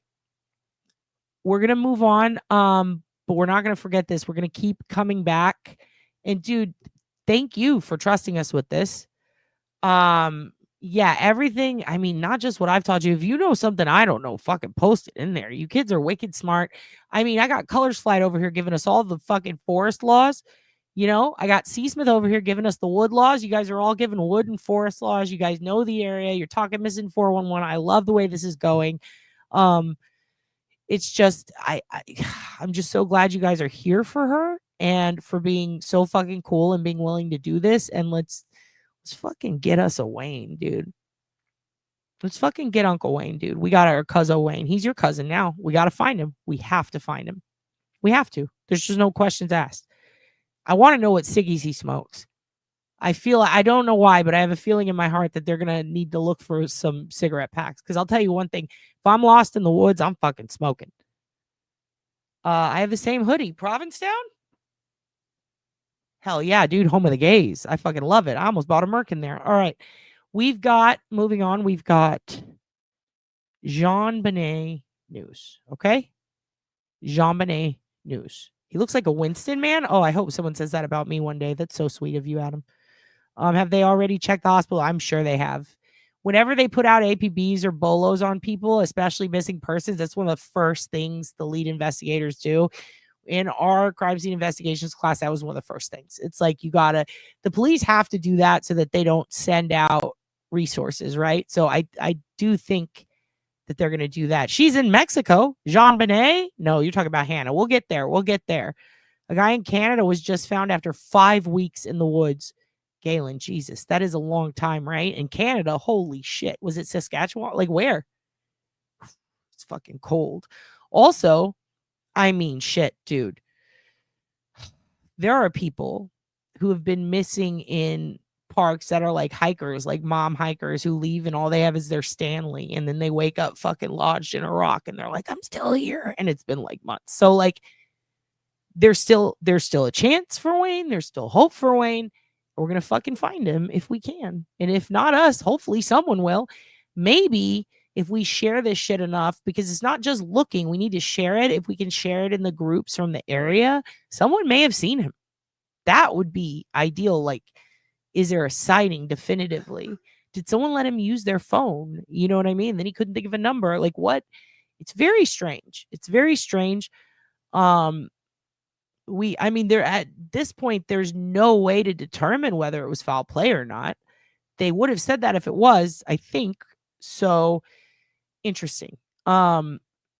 I do wonder if he's just lost. I hope he is, because then maybe we can find him. All right. We are going to watch a JonBenét, technically an update. This is important. We talked a while back about JonBenét and about the new evidence, which is really just drawing conclusions from what we've been told is available and isn't available. And I think that this is so important. They go through a couple of things in here and they clarify some shit. For anybody who still thinks the parents did it, good luck, kiss my ass, watch this. Holy shit. Holy shit. And this is shit they should have told us years ago. I cannot believe Patsy died with blame on her shoulders because of this shit. It makes me so sick. Ugh. That poor fucking family. Here we go. An investigator in the JonBenét Ramsey case says, quote, "This is our year to solve the murder of the 6-year-old from almost 30 years ago, found dead in her basement hours after she was reported missing." I covered the case for years back in the day, and I will tell you, I've gone from thinking that it was likely that mom, Patsy Ramsey, murdered the daughter with the help of a cover-up from her husband, to thinking more recently that they almost certainly did not do it. A new Netflix documentary on the murder covers the other suspects over the years, the evidence. It's highly critical to police investigation. And the day after the documentary came out, the new Boulder police chief, Steve Redfern, acknowledged past errors. There are a number of things that people have pointed to throughout the years that could have been done better, and we acknowledge that is true. However, it is important to emphasize that while we cannot go back to that horrible day in 1996, our goal is to find JonBenét Ramsey's killer. Our commitment to that has never wavered. An explosive new report from the New York Post on Sunday quotes 2 investigative sources in the case. One who said pretty bluntly, quote, "We effed the case up from the start." A police source adding that with new blood, new investigators on the case, quote, "We can finally fix it." That hope for what's next echoed by the other source who said it feels like closing the case is within reach and, quote, "We're hoping for 2025. This is our year." JonBenét's father, John Ramsey, has remained highly critical of the police investigation. I mean, the mistakes they made are pretty well documented, and we just wanted them to accept help from the outside, and they refused to do that for really up until now, as far as we know. There is some good news, and it appears that the city or whoever oversees the police department is cleaning house. The Netflix docuseries clearly takes the position that neither the parents nor their 9-year-old son, Burke Ramsey, could have done it. But I'm unclear on exactly how or what could still crack this case. Is there still DNA to test?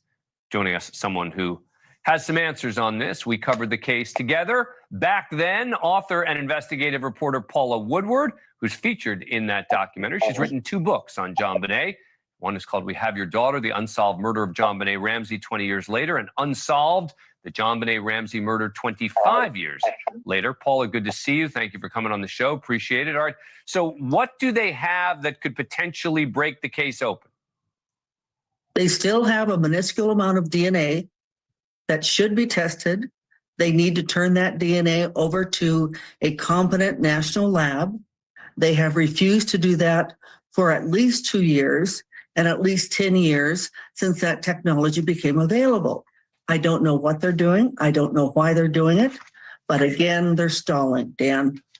Now, the police are denying that, right? They're saying that they are not, they have not been delaying and they have not been postponing anything, correct?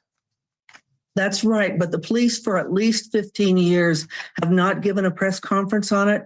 They will not answer any questions on it. So that statement is issued in a press release and their word has to be taken. No one can ask them any questions. They just won't answer it. So where's the transparency in that? Yeah, they said the assertions, number one, that there's viable evidence and leads we're not pursuing to include DNA testing is completely false. Additionally, it was the Boulder Police Department, not the Colorado Bureau of Investigation, who convened the Cold Case Review Panel in December 2023 as part of its investigation efforts. Well, look, if there are still concerns about the Boulder Police that you have and maybe others have, how is this case going to get cracked? Do you know, Dan, 2.5 years ago in April of 2022, a petition was given to Colorado Governor Jared Polis. 38,000 people have signed it. The petition says, hey, Governor, would you please take the DNA aspect of the case away from Boulder Police? He blah-blahed it and didn't really do anything. John Ramsey contacted him, said, can we meet? And the governor blocked him online from contacting him again. Pause right here. This is illegal. All right? You heard it here first. Let me pull my big fucking mug up. This is illegal. Not what you said, walk among the tombstones, but actually, yeah, kind of. What is on my... Oh, I got some dry skin. My bad. All right. So, you're not allowed as a state representative, as a senator, as a president, to block people on social media. Now, if they change the law and I'm wrong, please correct me. Send me precedent. Because last I checked, I believe it was during Barr when he was AG, right? Under Trump. Was it Barr and Marjorie and all those hoes were blocking people. And you're not allowed to block your constituents. You're just not. It's illegal to do that. You have to have open dialogue for everyone. It's a weird law. I mean, you're allowed to have your private social media. That's one thing. But if it's your public accounts, yes, right? It is illegal for a politician to block any public persons. What are you in trouble for, Walk? You didn't do nothing. You didn't do nothing wrong. No, they are sounding like the Canton police. You're right. Which also is illegal of them because what the Canton police did is fucking illegal. But again, that's some BS. Hand the damn evidence over. There's DNA on that garage. Do you know how many cases? Here's what he did. Do you know how many cases they've done this to? Not just Boulder, but like other departments aside from Canton, Boulder, like all of them. Lisk, Jimmy Burke. This is some Jimmy Burke shit. They're too proud to let the FBI help. You know who else it is? Heidi Seaman in San Antonio. They lied about how much DNA was available. They said there was none. Then it was one hair, and they called it a mongoloid hair in the 90s. They had 4 different labs test it. Before you know it, somehow Dad's got a whole bunch of case files. We're going to go over this in the future. We're going to do a whole podcast on it. Thousands of hairs. They called it a hair pulling party, a hair picking party they had to have. And then they let the moist blanket sit out and get moldy. Haven't tested a damn bit of it. Why? Because they would have to hand it to the FBI lab. And in order to do that, the FBI lab would have to come take it from them. And when they take it, they're going to go, why is there mold on it? Why did you not store it properly? This is the type of shit I'm talking about.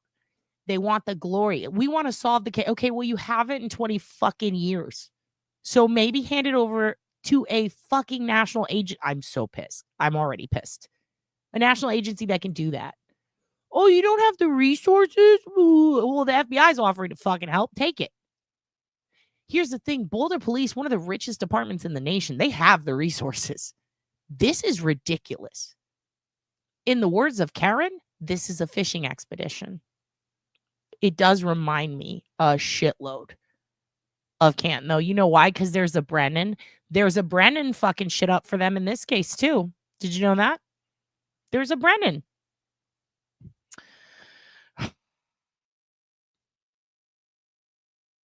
Yeah, she was almost ruled out, couldn't be totally, and then was. Like, there are forensic examiners that work in that specific field who have gone on to say, oh, no.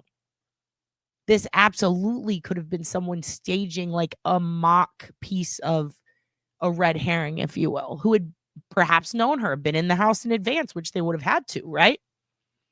What's happened since? They've had a photographer, pedophile, prison, pedophile. They have a Santa. Fucking that whole story is insane. We'll go into that. They've got another guy, registered sex offender. He was also at the Christmas party. They got the neighbor who was acting fucking weird as shit and knew all their personal shit and was in and out of their house. They also failed to mention, until recently when I saw the documentary, I went, wait, what? John said he broke that window like the year before or something because he didn't have his keys and he had to break into his own house. And he was pretty sure that they fixed it. It should have been fixed. Well, a lot of that, just like the Darlie Routier case, has been used against him. And all the police had to do was say, hey, here's a statement we got. And that would have cleared him up right away. But they let this family take a lot of heat. And it wasn't just that. It was a lot of things. They tried to blame Burke, which is insane. Completely insane. I absolutely 100% believe that, Laura. I'm not going to come at you. I agree with you. I think it was a dumb fucking schmuck who didn't get caught. It was some fucking asshole who never got caught. I don't think it's the family. Maybe someone who knew the family. But it is really crazy. It is really crazy that they have had not only enough DNA to test. You realize Parabon nanolabs can take the amount of DNA that they currently have. They can take less DNA than they currently have in this case.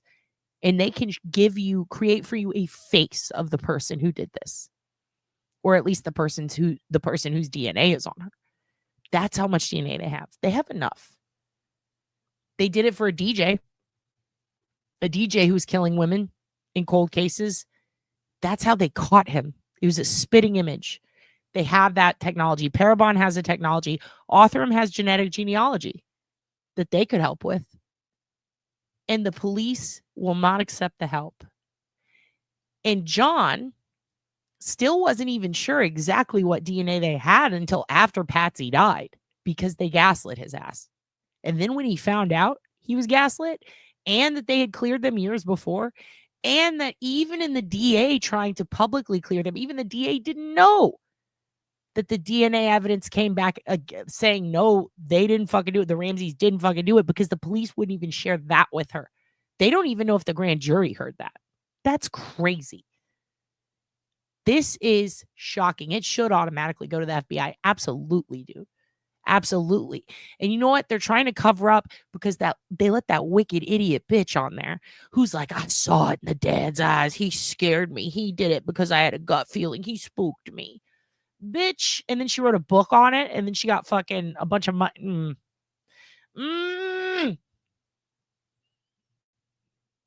Which is kind of petty. Then the Boulder District Attorney, Michael Doherty. Also, I want to go back because this is such a good point. They blocked him. Why doesn't he reach out to us and give us an interview without a lawyer? Well, every time he does, you tell him to fuck off. What is wrong with you? April of 2022, a petition was given to Colorado Governor Jared Polis. 38,000 people have signed it. The petition says, hey, Governor, would you please take the DNA aspect of the case away from Boulder Police? He blah-blahed it and didn't really do anything. John Ramsey contacted him, said, can we meet? And the governor blocked him online from contacting him again, which is kind of petty. Then the Boulder District Attorney, Michael Doherty, simply... Ellie, 100%. Also infuriating. And you know what the fucked up part is? Oh, hey, Ellie, we're going to talk about this later in another, we'll do a whole episode on it. The lawyers were able to get a hold of some of that rope and they were able to test it. And guess who it came back to? Terry. Fucking Terry, dude. It's in a deposition. We'll play it. We'll watch it. It's fucking insane. Old Hobby Lobby over there. Old Hobbs. Not looking good for him. Why not test it? Why not test it legally through the system? I mean, the lawyers didn't do it illegally. They had a subpoena. But it's shocking. They know those boys didn't fucking kill those little boys. They know that. They also know the animal damage that was done to the bodies. Why have they not cleared the West Memphis 3? Why are they letting that Alford plea? Because of technicalities? That's insane. Insane. They could have used this technology on so many cases and they haven't. Yeah, they always let their egos get involved. They always do, Galen. In the case of Jimmy, at least he was trying to cover some shit up, for fuck's sake. These guys are just trying to cover up that they were incompetent when everybody knows they're incompetent. It makes no sense. He won't do anything about the DNA. He just says, talk to Boulder Police. Well, since that, I mean, they're not doing anything. It's very simple to turn that over to the FBI, who's working with them, but can't do anything without Boulder Police's permission. And get it tested with like Othram. That's what happened in the Moscow, Idaho student killing case, the chief called in the state police. He called in the FBI. The FBI said, let's get this tested nationally. That's what needs to happen. They refuse to turn it over. If they've turned it over, hey, prove it. You're convinced that John and Patsy Ramsey were not involved in the death of their daughter, correct? I've never said that before. There's just not, the evidence isn't there. The evidence isn't there to convict, you mean to implicate them? Clear it the fuck up, Dan Abrams. What are you doing? What are you doing, dude? I got to go back again because this is very interesting to me. I also want you to see the garrote. I want you to see the ropes and the garrote. I want you to also pay very close attention to what they say about Idaho and that case. Very interesting stuff. Keep this in mind when we go forward in the Idaho case. Again, which is kind of petty. Then the Boulder District Attorney, Michael Doherty, simply won't do anything about the DNA. He just says, talk to Boulder police. Well, since that, I mean, they're not doing anything. It's very simple to turn that over to the FBI, who's working with them, but can't do anything without Boulder Police's permission. And get it tested with like Othram. That's what happened in the Moscow, Idaho student killing case. The chief called in the state police. He called in the FBI. The FBI said, let's get this tested nationally. That's what needs to happen. They refuse to turn it over. If they've turned it over, hey, prove it. You're convinced that John and Patsy Ramsey were not involved in the death of their daughter, correct? I've never said that before. There's just not, the evidence isn't there. The evidence isn't there to convict, you mean to implicate them? To implicate them, right. Correct. And what about the ransom note? I mean, what do you make? It seems to me with this 2.5-page ransom note, right? It's totally fake and phony. Somebody who knew something about the family or at least felt comfortable in the house wrote it, right? Yeah. Do you think? Here's another interesting thing about this notepad, by the way. There were impressions on it as if someone tried to practice it. It started out with the first line, and then there was a comma, and then it was cut off, and then there was a list from Patsy, and then after that, I believe it was this note, which means that somebody went in there, chose the first piece of paper they could, tried to write it, noticed something, maybe they didn't write it right, and then rewrote it. Do you think Patsy would do that? Do you think she would second guess herself like that and go, oh, I have to make sure I make it look like me? That makes no fucking sense. It definitely looks, look at the scraggliness. This is somebody trying to write like someone. It's very odd. It was a taunt, Dan. Do you think it was somebody making all this stuff up and they were taunting? Maybe. Hey, you can't catch me. I don't know. I mean, there are no swear words in it. Agree, AJ. Her name is never mentioned in it. It's got bizarre words. And AJ, for what you're saying, I am going to go back because I do want to hear the beginning of her statement again. AJ, to what you're saying, this is such a great point, because here's another way that you know, right? They knew exactly what the dad's bonus was, right? How would they know that? Well, there was mail lying around. There was mail. Also, he had conversations on his phone with the neighbor, aka his business partner, and a couple other people that had to do with that. And the maid had even said that. Like, yeah, he would talk on the phone about business all the time. What if the person was in there all morning and they heard a phone call and that's how they knew? Interesting. With this 2.5-page ransom note, right? It's totally fake and phony. Somebody who knew something about the family or at least felt comfortable in the house wrote it, right? Yeah. Do you think it was a taunt, Dan? I do, bitch. I do. Also, I do think it was a taunt. Sorry, I called you a bitch. I said that with love, ma'am, in blue. Colors Flight. Great point. Also heard about this. I believe they named the little girl in a book a few years later. But also what's interesting is there was a little girl in Colorado around the same area who got kidnapped at a Christmas party by a mom's, was it the mom's ex? It was a single mom. I don't know if it was the ex-boyfriend or a guy just at the party, but it was very strange. And it might have been like 3 or 4 years before. But it was just strange because it was also Christmas party related. I do believe she was murdered. I do believe it was on Unsolved Mysteries, and I've been wanting to go back and see more about that.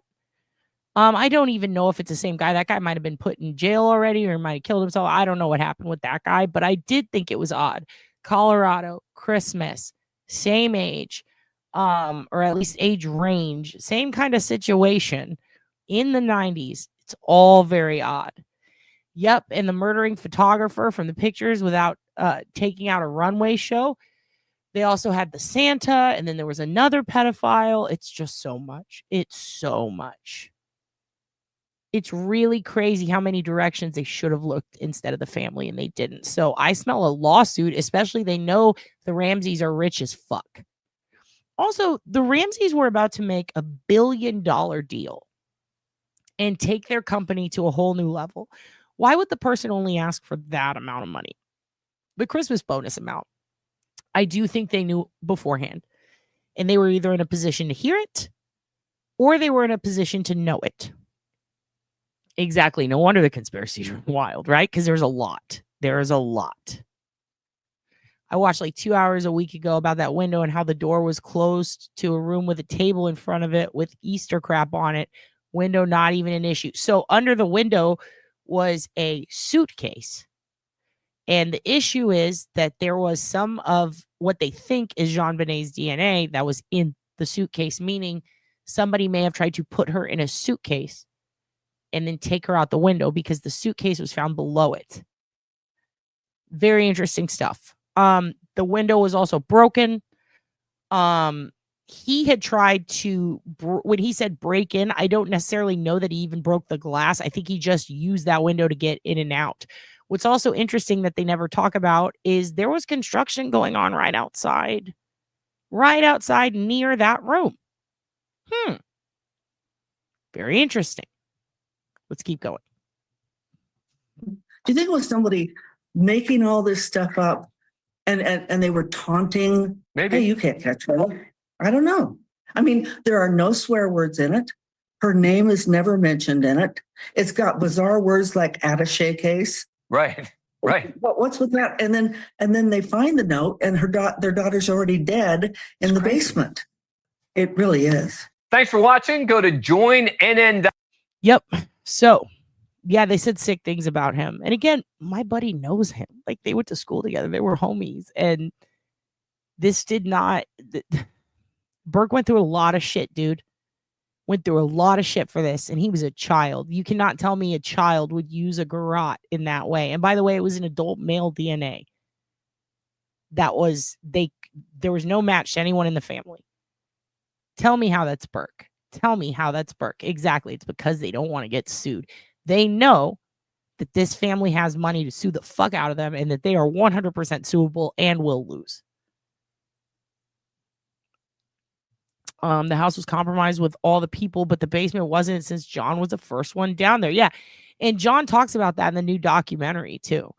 He talks about how he went back in the house and he's like, did y'all check everywhere? And they're like, yeah, we did a sweep of the place. And then he's like, And then he runs with his buddy, his neighbor or whatever. And they go running through the rooms. Like, they're like, are you sure? And they're still looking. And he even talks about finding her bed and noticing that even though she did sleep in it, it was made, and just specific things that bothered him as a dad. And then he's like, well, let me just check this room because this door is never open. That's weird. And then before you know it, boom, it's just terrifying. And then here's the thing. Most people will, especially the conspirators, the conspiracy theorists, right? They will tell you, well, why did he touch her body? Why did he try to take the duct tape off of her? Why did he try to untie her? Why did he blah, blah, blah, blah, all these things? If you were a dad, right, who showed up and your daughter has ties around her wrists and a garrote around her neck, and she doesn't look 100, like, again, it hadn't been that long. It was a few hours. He might have looked at her and gone, oh shit, maybe she still can, maybe we can save her. Him trying to untie that from her hand immediately and then picking her up and carrying her upstairs in tears. Yeah, that's something I think a dad would do. I can't think of any dad who would go, wait, don't touch her. It's a crime scene. The fuck? I think he did exactly what a dad would do. And I think that cop misled people because her story changed 2 or 3 times.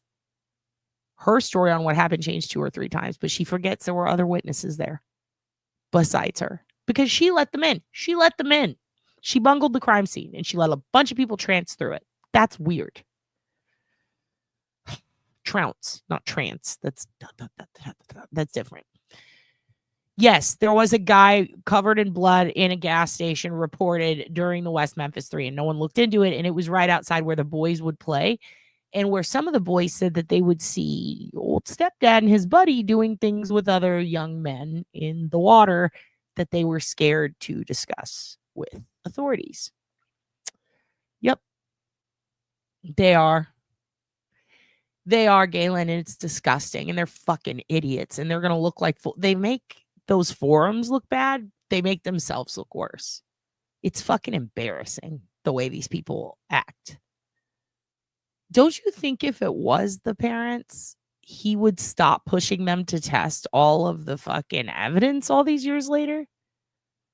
I mean, this is a dad who went full blown, full force into missing persons groups, advocating for his daughter, hanging out with Natalie Holloway's mom even. Like, didn't they date or something? I don't know if that was bullshit or not, but I recall they dated briefly.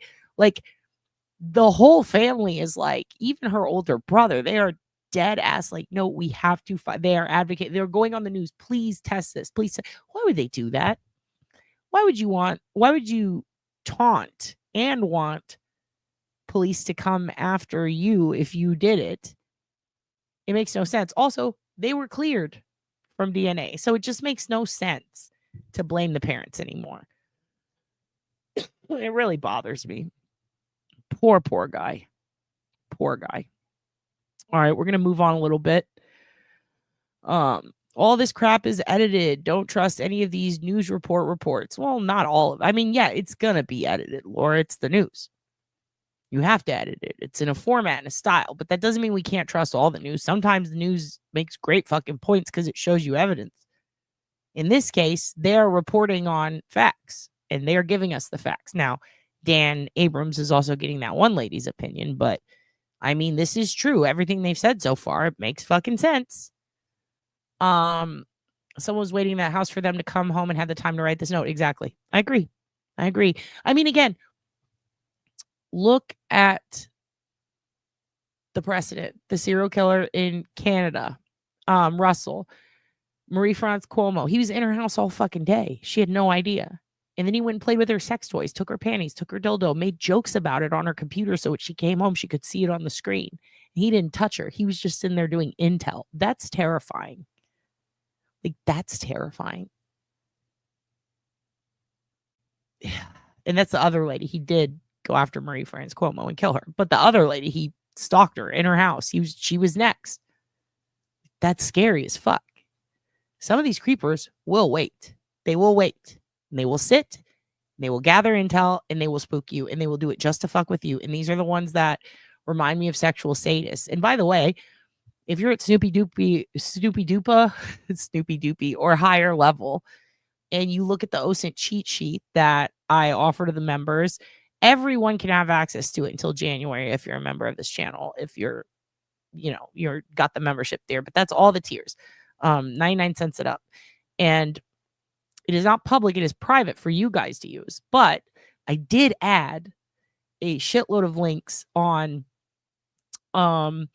killers and their behavioral psychology and basically, what we can draw from crime scene profiling and criminal profiling in relation to the actual offender. And a lot of it is focused on sexual sadism and people fucking with people, taunters, people like the weepy voice killer, like Rex, people who get a thrill out of something that isn't necessarily overtly sexual, but it has the same themes as a sexual sadist, but it's done more for like a purpose of taunting, showing that I'm smarter than you, things like that. It's fucking stupid how these people think. They're like, yeah, it's a riddle, you fucking creep. Killed a kid to do a riddle? You're a fucking psycho.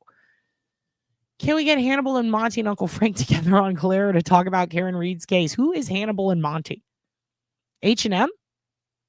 I mean, they sound cool. I got a friend named Hannibal and one named Monty. Is it my homies? The Glazer. Oh, God bless him. Yeah, the beef is done, dude. The beef is done. We're not trying to beef with anybody ever again, dude. He wants us on his live stream? Start it. Fine. I'll go talk to the Glazer. All my beefs are squashed. You know why? Because it's Christmas, dude. We're not going to have Christmas beef. We're going to have Christmas ham. We'll save beef for the summer. I like a good summer beef, all right? And here's why. Because every time we blap throw shots at someone, they end up being really nice, and then your aunt takes it back. And then we have to fucking follow her footsteps, and we look like fucking idiots. So I did apologize to JFK and his buddy. Let's be honest.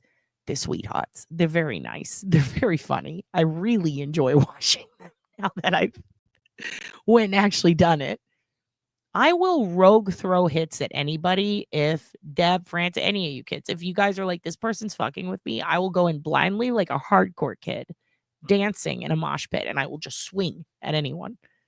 He could have been anyone. JFK and his buddy could have been anyone, and I would have said those things. Those Ozempic joke, all those jokes I wrote, those are generalized. Those are for anyone. Literally, what can I say that's weird right now to upset people? Boom. It's childish of me, but I did it because I'm fucking loyal. And loyalty's stupid. Why do that anymore with your Aunt Deb fucking turning on a goddamn dime? But anyway, they did bring up some wrestling stuff and talk about how they understood I was cutting a promo. And at that moment, they won my heart. I said, oh my God, these are my new besties. I will betray all my friends and I will run to them. So I apologized. And I did it in a metaphorical format. And I let them know that I was cutting a hot promo. I was brocking out on roids. I was doing it because someone came after my tag team partner, my faction. You know, nothing against you. I just thought we were doing a Monday Night War. It's all kayfabe. We're all good. It's fine. Can you talk about why this case has been caught up in so much conspiracy and mystery? It's really fascinating how it has so many theories because people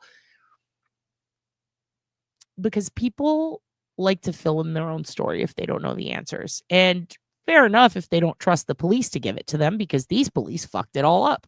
The second the police lie to people and it's not an interrogation, that's when I think conspiracies take hold. That's what we're seeing with Hannah. That's what we saw with Sebastian. The second the police lie to be wicked smart and try to get a fucking clue out of the public goes, you fucking lied to me. Fuck you. And then conspiracy central. I really think that's why.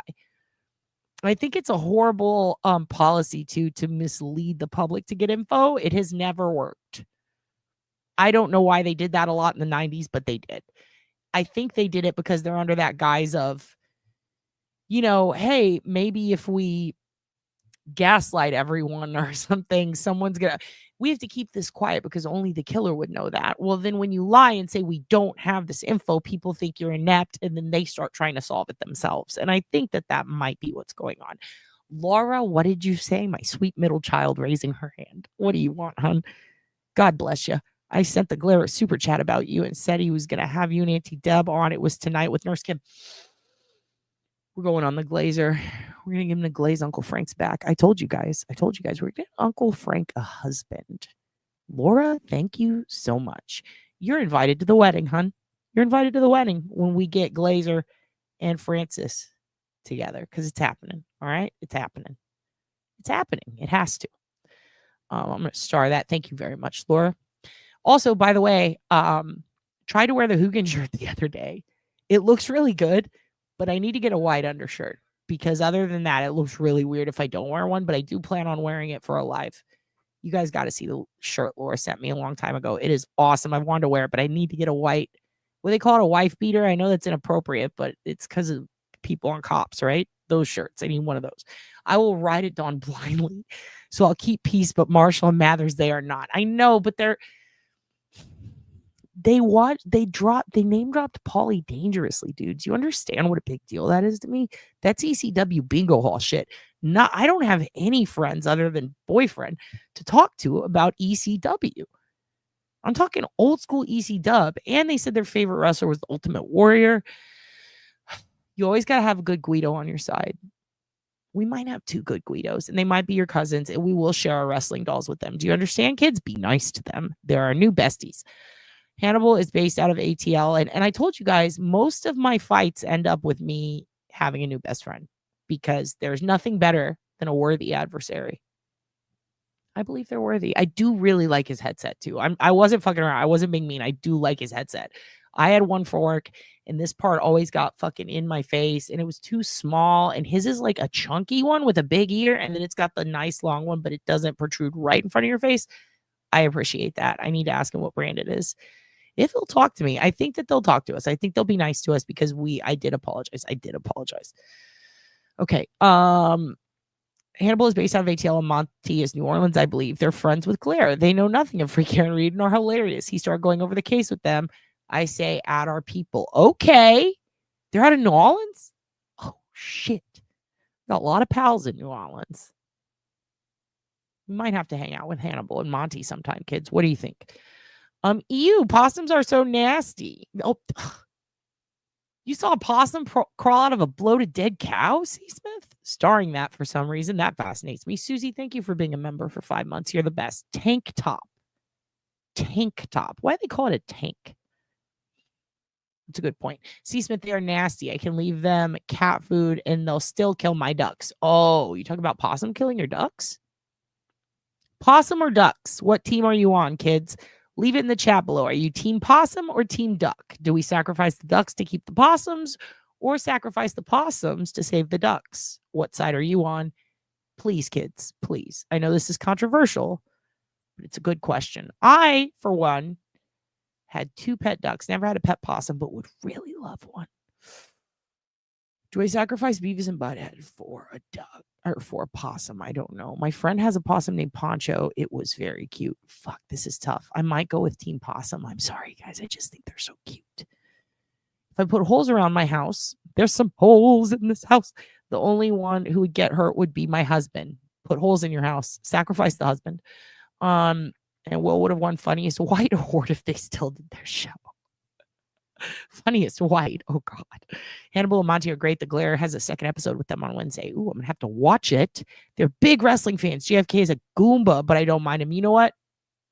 Kind of love him now. Kind of love them both. I do like James.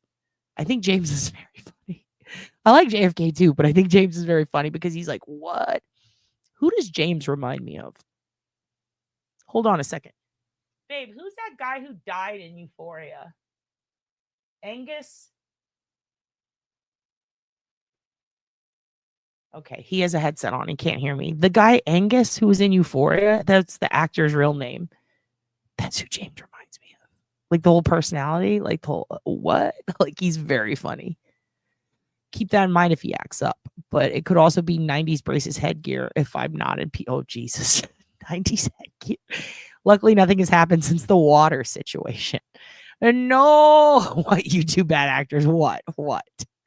I love Hannibal and Monty. All possums are the best. I rescued one. Aren't they so sweet? That's why I'm like, fuck it. Let them kill the ducks. Their possums are so cute. Team Possum? Okay. They're baby ducks, so they win based on that. Oh, fuck. You didn't say that. We got 2 team ducks. 1 team possum. We got a duck. We got possums eat ticks. True. Never had a possum bother my birds, says Erica. Apparently, possums are for the birds, according to the other kids. I love possums. This is not a question I want to answer. Rabbit says, Rabbit, you don't have to because you're a rabbit. I saved 3 baby possums once, and now I've got video of one eating my baby ass end first. Well, if you're going to eat an ass, you got to go ass first, right? Duck, duck, duck. Dead. I saved one. Nothing like a Goomby, AJ. Or Gumby. Duck rhymes with fuck. That is true, AJ. I like all the animals, yes, but which one will you choose to die? I'm feeding a possum in my backyard, and I caught a baby in a live trap and released. Thank you for doing that, but Belinda. AJ is laughing. I have possums come in my house. They just eat bugs. God, I want a possum so bad. Imagine a possum and a Hugin partying together. So cute, but possums have teeth, and that's fun. Hey, who was Angus in Euphoria? Who did he play? With Ashtray. Yeah, the drug dealer. If we have a kid, can we name him Ashtray? I can't remember his name. Yeah. We're going to name our kid Ashtray if we adopt that. We're going to adopt a Chinese baby like Huxley. I'm telling you, I'm going to get to Micah Soffer level. We're going to name him Ashtray. We're not going to catch and release him. We're going to keep him. What? That show Euphoria? I'll ask Martha. She's in it. My homegirl plays a villain in the show Euphoria. She plays this lady, Lori. But I think everybody on the show died or like something's happening to them. I don't know if there's going to be another season. And that was like her big break. People were saying she was fuck, I can't remember words right now. Who was the guy from Breaking Bad that people compared Martha to? Gus Fring. Yeah, people were like, she's the new Gus Fring. I remember when she came into my house to audition for a security role in Spider-Man, she was so nervous. I'm like, dude, you're the fucking best. What do you have to be nervous about? Then she got on the show Baskets, fucking murdered it. Dude, then she's been building up. She finally gets her SIG role, dude, on Euphoria. She almost won like an Emmy or something, right? Dude, incredible villain. And this is a person who was like kind of spooked about auditioning, and she became one of the greatest villains in history next to Gus Fring playing Lori on Euphoria. God, I hope it comes back, but Angus is gone, so I don't know. It ended with Ashtray getting shot. LOL Ashtray. Possum ate my dog shit. Well, now you don't have to clean up shit out of the yard. If you could have a possum, next question to the kids. If you could have a possum follow your dog around on shit walks and just eat the shit directly out of his ass so you don't have to use poop bags, would you do it? It is horrifying, but, you know what they say, fuck a duck. We got a possum. Can I be your adopted Chinese baby? Absolutely, AJ. You can all be my adopted Chinese babies. Absolutely. You're grounding yourself now? You're grounded. Go to your room, Rabbit. You did it. All right, you did it. I didn't ground you. You did it. I have video of 3 babies so fucking cute. Fast forward 6 years, and their family members are eating my birds.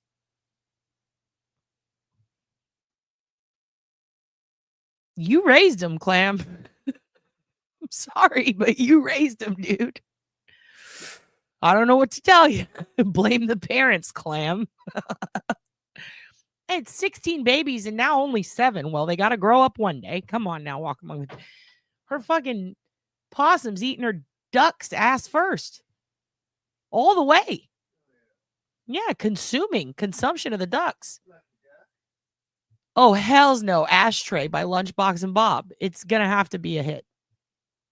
Give Tiff a wrench. That's a good point. All right. Chinese baby AJ, Walk, Tiff, Clam, you're all going to get wrenched soon. We're going to do a wrenching order. I'm sorry I'm a terrible mod. She won't take it away. First of all, you're the best mod because you're absolutely chaotic, but also not really. You keep order and you do everything you're supposed to, and you're very calm and collected, and you're just doing a great job, and kind of expected you to burn the whole place down, honestly, Rabbit. I don't know why you're doing this, but at this point, it feels like we're at war. It feels like you're going to continue to do a great job, and then I'm not going to know what to do. It's very much throwing me for a loop. Again, it's like Dewey and Malcolm in the Middle, and he gets the car keys. Now imagine if he drove cross country with no issues. What do you do? A UK band called Inner City Unit.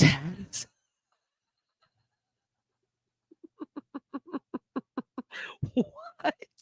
That's a weird band name. Why is that so funny? Inner City Unit? Like ICU? That's the name of the band? Had a song called Solitary Ashtray. Great tune. Okay. You want to make a beat out of Solitary Ashtray by Inner City Unit? All right, done. We're working it. We'll pull the stems and we'll make a lo-fi hip-hop for you. MC Lunchbox with 2 X's, by the way.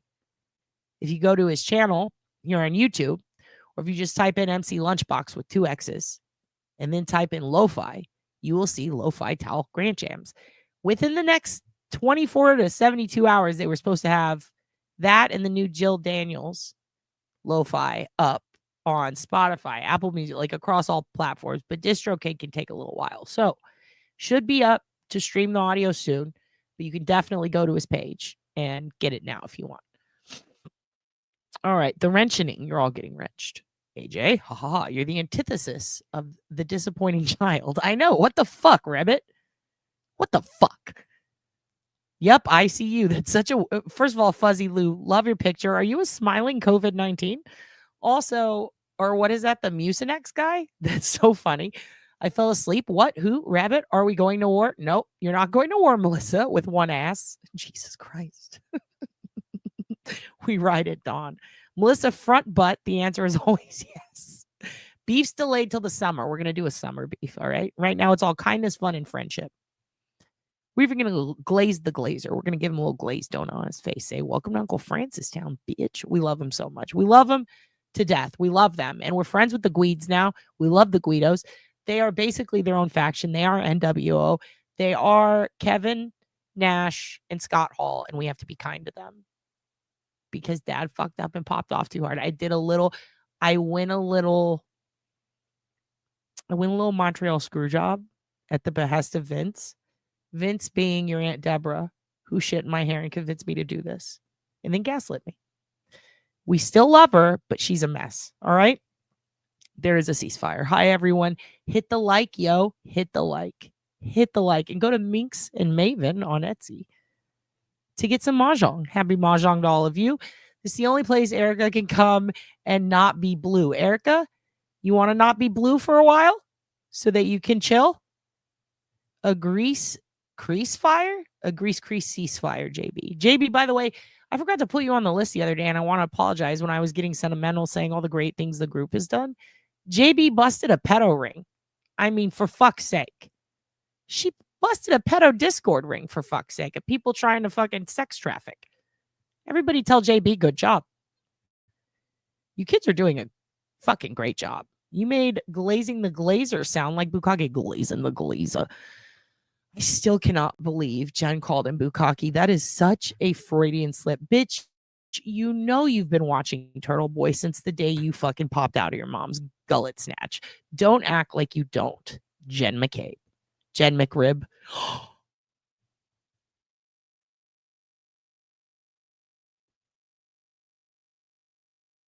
Did anyone hear me? Jen McRib? There's something there. There's something there. You can't go after him, Melissa. It's a cease beef fire, okay? We like them now. They're your cousins. You have to share your wrestling toys with them. Summer beef, thinking shish kebab. It's more like a shush kebab until the summer, and then we're going to fight everyone. Because a rubber pound shop toy that used to flash. Now it's nicotined and old ex-rave toy. You used to rave, Fuzzy Lou? I love that for you. Did you ever blow the Vicks Vapor Rub shit in your eye? Those were the days. Glazer making some ham, not beef for Christmas. Ho, ho, ho. Yeah, he's a hot ham sandwich. He's making us all hot ham sandwiches for the hot ham Hugin. Melissa, with one ass, Fuzzy Lou. Melissa, I'll follow your lead. Please thumbs up and give notifications. Seriously? Yeah, seriously. We're good with them now, Tiff. Get your asses over here so we can take possum hunting shifts. I'm only blue in Don Marie's, I think. Erica. Brett, can I be on the Christmas card list? Absolutely. You're all on the Christmas card list. You're all on it. Yeah, JB fucking... Oh, you mean seriously about JB? Yeah, she busted a fucking sex trafficking ring in Discord. She fucking rules. She goes on the list. She goes on the list of Jericho. But for good job. Good job. She is awesome. She fucking did that shit. She fucking did that shit. It wasn't Jen that called him Bukkake. It was Jill Daniels' sister. I forgot her last name. Oh, you're right. It was Julie Albert, right? No, that wasn't Julie. It was the other one. I know what you're talking about. It was the blonde one. She called him Bukkake. Either way, that bitch was watching. They all watch. And then remember when Jill Daniels was attacking Turtle Boy, the name on the phone was the name of the troll in Reddit and on Twitter. I mean, come on. McRib. Yeah, Jen McRib. Good job, JB. Melissa, it is the stupid headset. How dare you, AJ? I just complimented that headset. It looks good. Jen McRib. Yeah, turkey rib. We're going to call her Jen McRib from now on. It was Julie that said Bukkake, but Jen McFib is my submission. Okay. Kissing cousins. Yep. Just like Arrested Development. The kissing cousins. Michael Cera. You're 60. So during the good raves, you would have been 30. You would have been having a time. Did you ever go to Limelight? Did you go to Limelight? Where's New York mom Adrian? We used to have some Limelight kids in the chat. I think Melissa too. They are feckin' annoying in Glazer chat. Uh-oh, Melissa's fucking, she's wrenched and drenched and she's ready to fight. Cloaca time. Oh shit, Tip. Not the Vicks. See, you knew. You were in your 30s. You know what I'm talking about. The Vicks. Vicks in your eyes. Erica is so kind. And so are you, Galen. Thank you so much for helping out Military Ma earlier and offering up your info. That is so sweet of you. I'm sure that it will put her at ease, or also, give her some at least information that she can work with that's going to help her without. I feel like some people, they lie to the victims' families and they don't realize that the victims' families like have seen or heard a lot of crazy shit and they can put up with it. But sometimes they do it early, which is understandable. They don't want to hurt them, but sometimes there's information that's hard to say to them. And I think it's better to just tell the truth, even if it is upsetting, because it's good that they know. And I'm just glad that there are experienced people on this chat who know the kinds of answers to give someone that are accurate and true and are willing to help. And I appreciate that. Yes, it was Braden Carney. That was the name of the troll. It was Julie. It was Julie. It wasn't Julie Nagel, though. I want to make ribs so bad. Oh, my God. I got another one today. We just ate one earlier. Oh, it was so good. Hello, Aussie Mel. Hello. But Pop-Up has gone off the rails. Or are we still having Christmas there? Okay, listen. Me and Uncle Francis feel the same about Pop-Up. We think that he's lonely. We think that maybe he got gaslit. We think that he trusted a bitch. He wasn't supposed to trust a bitch. Okay? He just wasn't. I did see that, Laura. It was very, very funny. Also, Clam, I think that he did some, I'm not gonna lie, I think he did something smart. I think getting Kate Peters on the record was important to do without it being in a fight with Turtle Boy or an argument or a discussion. I think that that was actually pretty smart, because I do think that the defense is doing something fucked up. They're doing something, or not the defense, the Commonwealth is doing something fucked up to Turtle Boy. We're going to actually talk about it in a minute. Or we might actually do that later. We're going to do a Karen Reed episode later where we talk about some updates. But basically, like, I think they're doing a Trump, and I'm going to tell you what that is. When Trump gets sued, or when he sues someone, either or, his thing is, because he's historically notorious for losing lawsuits, and he also doesn't pay his lawyers. So he's indebted to a ton of them. A lot of them end up suing him. The way he wins isn't actually winning when he does. He likes to drag shit out as long as possible until whoever his opposing side is, typically when he's being sued, runs out of money. Just keep resetting the court date. That's the goal. You don't even have to have a good lawyer. Just keep resetting the court date. Keep pushing it back. Take every opportunity you can to extend it, make it as long as possible, because you are going to drain the funds of the other side. And then in a way, by not getting convicted or not owing money, you win, right?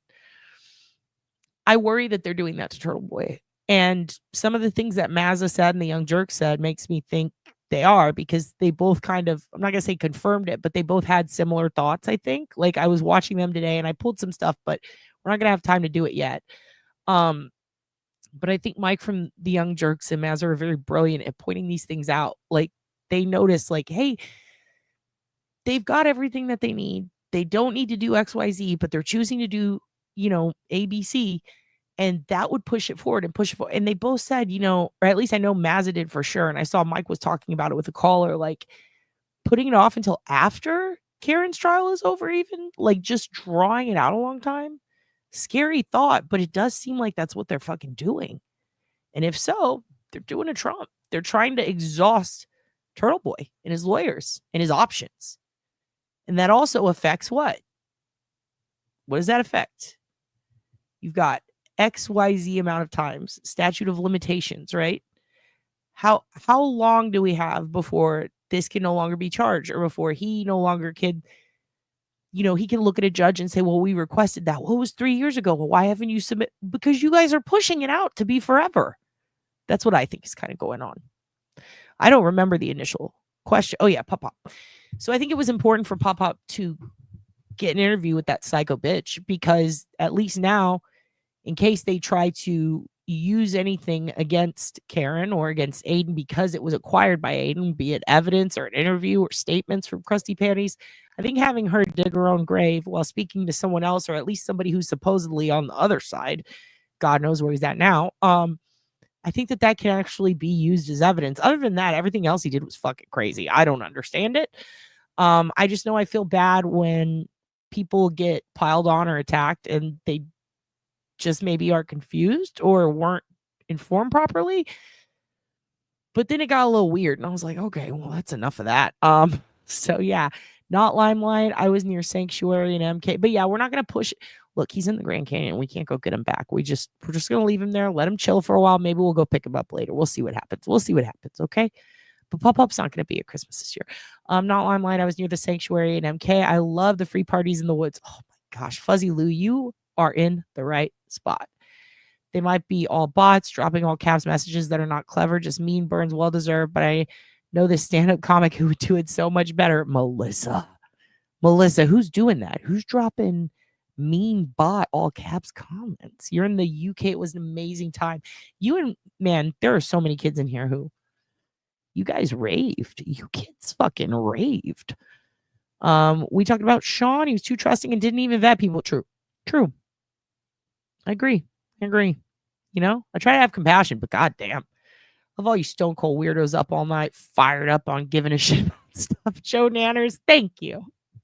We love you. Yeah, he doesn't pay anyone. But that's the thing. If you keep it going, then you don't have to pay till the end, right? Get to the end, exhaust other options, then don't pay your lawyers. Holy shit. That dumbass might be kind of smart.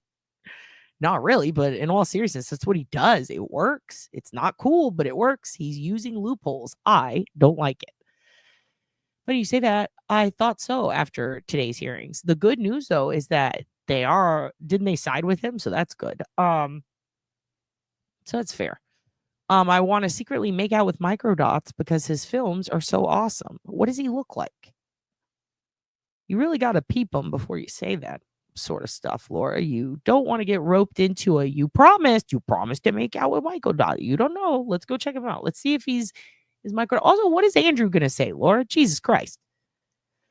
Hello, Shock, and Hara is here. They like holding bail over his head. Exactly. And how long can they do it? How long can they stretch that little fucking pony out? It's kind of weird. Every time he has a court date, nothing happens. Yep.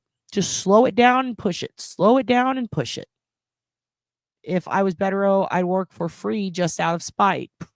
Be careful. 2 Betteros in a trench coat might come for you at night. And I think that he might do that because, again, why not? I mean, fuck, if I was a lawyer, I would do all sorts of shit out of spite to the courts. If they were fucking around doing the shit they're doing to Aiden, that's crazy. They probably thought the same with Karen, but she's wicked smart and got good representation. Exactly. And let's be real, like, even if she didn't have the money to pay them, there's no way they're fucking leaving. Are you kidding me? I mean, I think at this point, they're so offended by Kanoni, they're going to fucking stay on even if she can't afford it. I also think that she could countersue and then get all the money. And then they could pay him. You get beef over on Christie's YT page. Oh, shit. I'm not going over there. I don't want to get beef stains on my face. We'd probably just end up sending her Monostat. Monostat's expensive. Don't waste your money. He doesn't look bad. There's a pic of him at the fundraiser. Who? TV got his phones back today, at least. They still have his kids' iPads and laptops. So crazy. They took that from the kids and then they're like, oh, he could just go buy another one. Okay, tell the school that because they are going to upcharge you for those laptops or the iPads if they came from the school. I'm planning my McD's run. You better get a McRib. Send us pictures of you kids enjoying your McRibs on the Discord. Let's get a McRib thread going. Bettero was outraged at what they were doing to TB. That's why he got involved. I think he'd do it for free if he had to. Karen's new lawyer is pro bono. There you go. All right. We're going to finish with this because I have to go soon. And maybe we'll be back later to talk about some stuff. We're going to do some body cam footage. I'm debating on doing it on my members only or just regular, just because I don't know. It's very sensitive information. And I really am concerned about fucking freaks and weirdos coming out of the bushes and making it a thing it's not, but it is very relevant to shit we've talked about. So we might do that later. It's going to be its own. We're going to do that on its own episode. We talked about Karen a little, but we're also going to show some stuff on that later. Right now, I want to tell you about Hannah Kobayashi. All right. We have an update. I'm going to play the conference that came out regarding updates on Hannah. She crossed the border on the 12th, according to police, which is a long fucking time ago, into Mexico. And she did it alone with her luggage at a point of entry that was very packed, and there were lots of cameras. Her dad passed, I believe, shortly after, right? He jumped off of a really high parking lot at Lax and killed himself. The police have been issuing statements and saying things that were not accurate, like her age, her last location, what they know, where you should look. And again, deceiving the public. So what happens? A shitload of conspiracy theories. Now, I'm about to say something crazy, but Jennifer Coffendorfer actually said something kind of smart. Can't believe I'm fucking doing this. There's still beef, but listen, she did say something smart. So the one time it happens, let's at least cherish this shit. Okay. This is something that she put out a few days ago, but I agree 100%. And today, it turns out, we found out that she might have been right. Believe it or not. All right?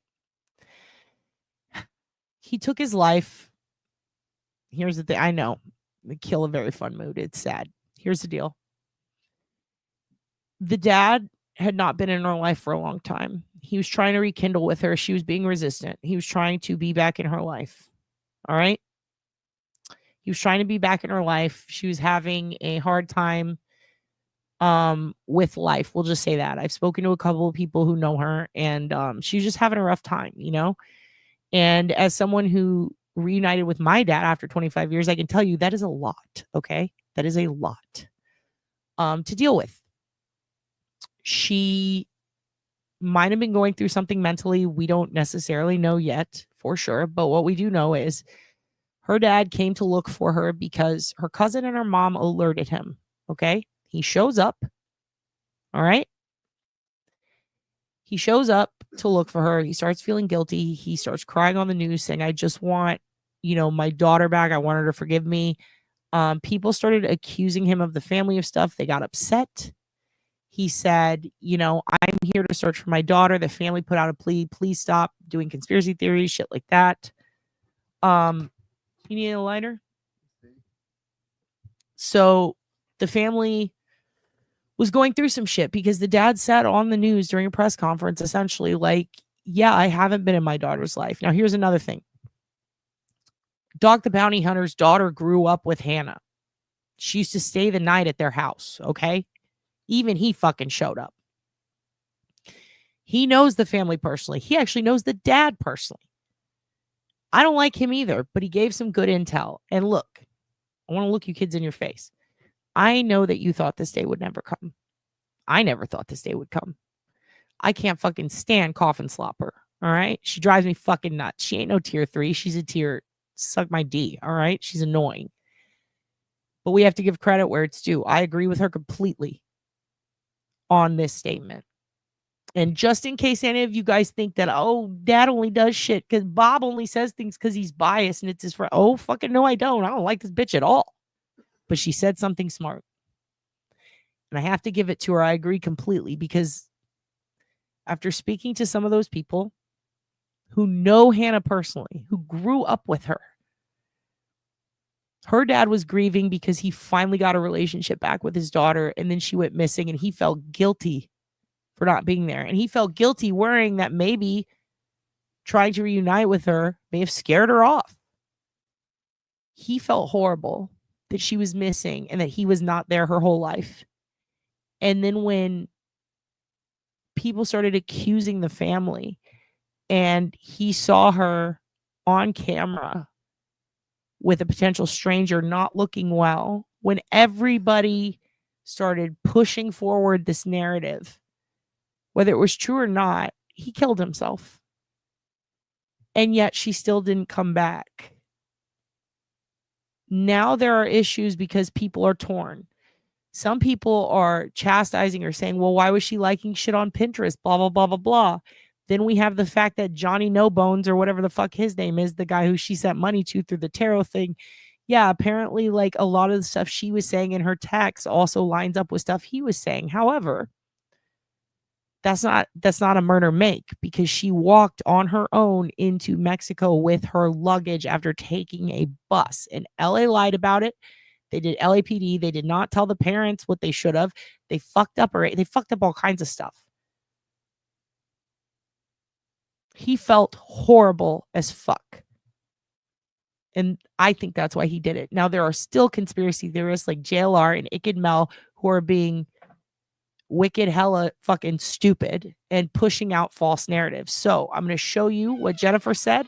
I'm going to show you a false narrative that's being pushed by Iked Mel, JLR, and a bunch of asshole fucking weirdos who don't know their fucking asshole from their elbow. I'm going to show you the facts. In fact, I'm just going to show you proof that it's not who they think it is. And then I got to go. All right. Because daddy needs a hot coffee and we need to finish watching wrestling. The New Day broke up. I don't want to talk about it. I'm very upset. Anyway, back to Hannah. Yeah, Mexico, the Southern California entry. And it is heavily guarded. So let's look at what Jen said that I agree with, so that you can all make fun of me for this later. But honestly, like, she does have a good point. And nobody else has said it in the way she has said it. And unfortunately for me, now I have to fucking use something this fucking douchebag said as an example. But, you know, good for her not being a douche the one time she could have. We know LAPD said the investigation revealed she missed her connecting flight on purpose. We do know that. That is true. Thank you, Jen.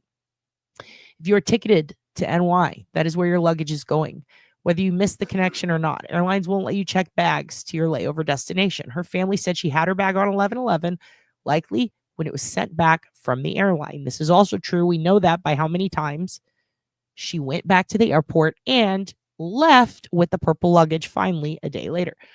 According to Hannah's family, she rushed to make her connection, and her carry-on was not seen in the video surveillance at the Grove. In addition, she was wearing the same clothes throughout the surveillance videos. This is also true. Believe it or not, also true. If Hannah is voluntarily missing, as many believe, this means she's not only has her back turned on her friends and family, but on the death of her father, if she indeed knows he passed. Okay, this is true. According to the public, this could be true, right? Odd text messages and lack of contact with her friends and family could indicate that there's nothing voluntary about her missing status. Thank you. I hope she is voluntarily missing, but until that is confirmed, Ellie needs to err on the side of actively looking for Hannah. I agree. I absolutely agree. So she then provides evidence, and she's showing you, here's the bag, here's Hannah. Jen, thanks for pulling your head out of your ass for 5 seconds. We appreciate it. All right? Enough of that. This is important because she also goes on to condemn LAPD for what they have fucked up, which includes Hannah's age, the dates, the connecting flight info, what bus she was going on. The family released the text messages. That's different. While Hannah indicated the Redwoods, she did not go to the Redwoods. The police knew a long time ago we could have been looking through a point of entry, but they lied. And Jen calls them out on that. So for the only time in her life that she's probably ever going to hear this, touche, checkmate, bitch, good job. All right, moving on. You're going to see posts about a person named Palume Babatunde and Johnny Boneless. Sounds crazy. Has to do with money laundering, hacking, and trafficking. I'm looking into it. It sounds crazy, but believe it or not, I've heard crazier. This is why I don't fuck with tarot. All right? If you see that stuff, I'm not going to say don't look into it, but it is kind of weird. I do believe that Johnny Boneless and a couple of other people were hacked. Yeah, that is a good point. She brought her passport for a domestic flight. I will say this much. You don't need your passport to get into Mexico.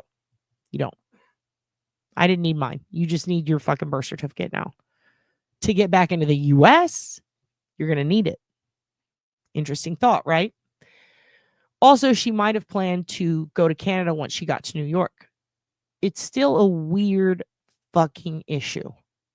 There are reports of money moving from her PayPal to a new person in an account that is not known. Absolutely true, Susie. So again, oh my God, I kind of agree with Coffin Dildo. She's chastising LAPD for not keeping up with this and not following up on this very important information. In Arizona, yeah, to get back in, but to leave, you don't. Yeah, tarot cards. She sent tarot card money to two people. Johnny Boneless is in Plano. A woman named Melissa is in California. Or Veronica, sorry. Both of those people claim to have been hacked by an African dude. African dude also seen with her in Union Station. However, she then appears on camera footage going into Mexico without the guy. She does claim in her text that she was hacked. It is very confusing. Who bought the bus ticket? Great point. I don't know. They're not telling us. But here's another thing. She's moving funds around. She's moving them to new accounts. And she's also liking things on her Etsy. Or her Pinterest. It's very confusing. It does look somewhat like someone who is trying to not be found and start a new life, creating new accounts, lying about where she's going instead of going north, going the opposite way. All these things are things people will want to do if they don't want to be found by their family, right? But they are also things that traffickers do. 100%. And a lot of people go, well, if she's trafficked, why is she walking alone? Well, sometimes traffickers can hold things over you. If she was they were all hacked. And it was only 3, so it's not that much. But they were hacked by a tarot card guy. Not that weird. That does not a murder make either. She's not murdered. She's alive. She's well. The question is she being trafficked? Is she being forced to go somewhere that she shouldn't be? It's very strange. She had cash apparently for the bus ticket. Interesting. See, and paying in cash keeps a trail down. So is she doing that to escape? I'm not even going to say her family, just start a new life? Or is this because someone is forcing her to do this? These are all things that actually do align with secondary trafficking. People who are basically trafficking someone without physically being there, which is strange, but it happens all the fucking time, typically with threats. It's very odd. It's very interesting. The good news is she's alive. Yeah, it does sound like that, but then we see her on camera. So it's like, what is going on? There are some cults that traffic people that have a lot to do with this, that in the beginning, I was like, let's just wait and see. Kind of like how Coffin Dildo was saying. But seems like maybe this needs to be looked into. Now the LAPD is saying, fuck her. If she could call her family and tell them she's safe, that's fine. But she's an adult. What else are they keeping back exactly? All right. So this is frustrating because not only have they confused and gaslit the public, it seems like they did the same to the family, and they set the family up not for success, but to get doxxed. And that was fucking rude. She does have every right to be missing if she wants to be. But does she even know that her dad has passed? If she knew that, would she continue? Or has someone been keeping this from her? She is an adult, absolutely, but she's also on the internet. Don't you think she would have seen that? Well, what if she's on drugs? But what if it wasn't her on Pinterest? What if she abandoned her phone and someone's using it and got a new one? There's a lot here that's weird. It is getting deeper. The police are saying, let it go. I'm saying, I don't know. Hey, everyone, usually a lurker. Hello, Greenlee. Welcome. This is weird.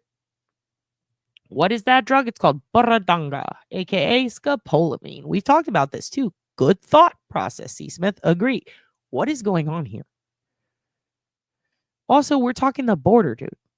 I know everybody likes to freak out about the border. This is actually a way nice border than the Texas border. I can tell you that much. There's a lot of cameras. They know that she is safe and healthy, and she was carrying her luggage the day after her last sighting. Holy shit. The best the police can do is say, can you call home, bitch? But the internet is saying, how dare you? your father killed himself. It's your fault. Like that. That's fucking crazy. We still don't know what's going on, and the police already sound like they're giving up. And unfortunately, the only example we have of a higher up saying, maybe we need to look into this a little bit more, it happens to be Coffin Dookie. So what do? Got to call her out the one good time she says something decent. Yeah, don't. That's where my roommate went missing. Carl, don't. Falcon Dam, don't fucking go down there. Fuck that. All right. We did talk about Henry Mitchell, a.k.a. Cuzzo Wayne. Got to look out for Cuzzo Wayne. That's going to be in the Discord. She was found, but again, they haven't made contact with her. They've just seen her. So, yikes. Our two guys in Mexico talking about taking my daughter. Little did they know I understood them. That's another great thing. Always know Spanish if you're going to go into Mexico because they will talk shit about you. All right. Here's the big one I want to show you. And then I have to go. And I love you guys to death. And thank you for being here today. And please go join that Discord. I will be putting all the info below. This is going to be the last thing we're going to watch. And the reason I'm going to show it to you, we're going to go from the press conference, which I'm just going to show you the main snippet, which is 54 seconds. And then we're going to go straight into, I'm just going to show you something about 10 seconds. All right. And then I'm going to show you the proof that it's bullshit. Okay. So it's going to be about 2 or 3 minutes left of the show. So thank you so much for being here. Mine explain the dad too. Could be, well, I don't know. I think the dad honestly was just depressed because he felt responsible, you know, especially if like, yeah, Hannah was in her 30s and they said she was 23. A tarot card guy. It's people who read tarot on the internet for money. Like how right now I'm telling you guys about true crime. If I was here reading your tarot cards and you guys were super chatting me, shit like that. It's really crazy. It's really crazy. Yeah, we missed you too, Susie. And I see some of you guys pop in and out because you need to take breaks because this shit can be depressing. Good. Take breaks. I fucking highly encourage that. You don't need to be watching me all the time. In fact, if I fucking bore you or freak you out or like you just need a break from me, go watch another channel. Like, that's cool. I don't give a shit. I just want you guys to be mentally healthy and prepared and well. Yeah, the dad is an awfully sad situation. Yes, there were cameras, there were witnesses, and if you go to the the Los Angeles medical examiner coroner site, you can read the report. Like, he committed suicide. It's very sad. He jumped, and people saw he was not pushed. It was very close to the airport. I think that he was waiting for his daughter to return because she actually made 3 or 4 trips back and forth before hopping on at Union Station and going to Mexico. So there's that. Let me see. I'm going to show you guys. Let's watch the press conference, the end of it real quick, and then I'm going to show you the thing. Where is it? Is this from today? Hold on one second. Okay, so this was 13 hours ago. This came out, and then I'm going to show you fucking Little Dick and Mel and a couple of other creators are spreading this rumor, and I'm going to squash it right now, okay? And I'm still pissed at Mel for stealing my beef. We could have had beef. We could have had a beautiful winter beef, but he fucking jumped in and called someone a pedo and took all the attention, so fuck him. But here we go. Let's watch this, all right? This is what they said today.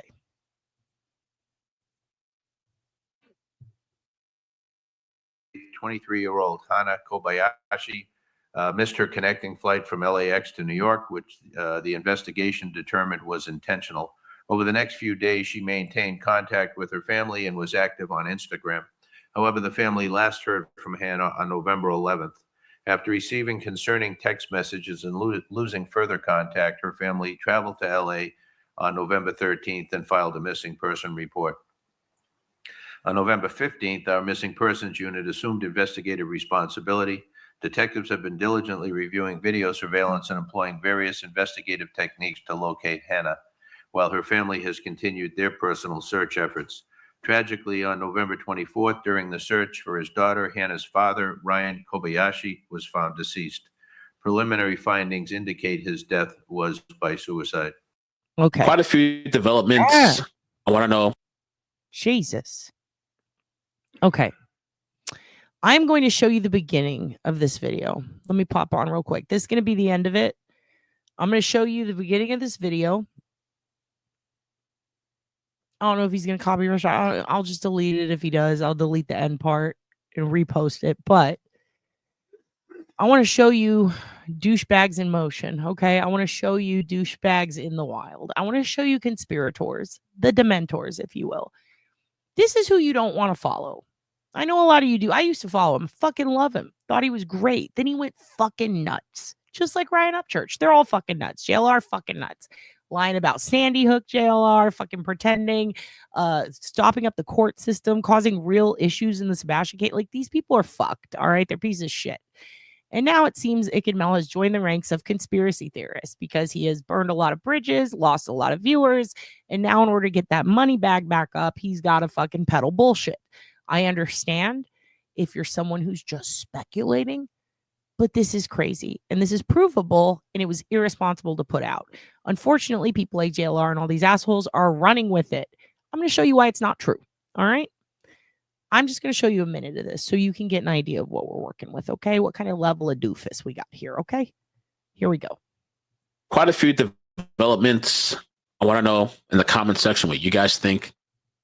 They're saying that Hannah supposedly, allegedly was spotted last night in Venice Beach, California. I've been there before.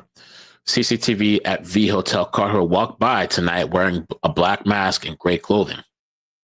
All right. And we're going to watch a video, but here's a still image. JLR posted this. And the other weird thing before we get into the video is that her family, Hannah's family that runs a Facebook page, they're now going to close the Facebook page down. Oh my God, how weird of the family.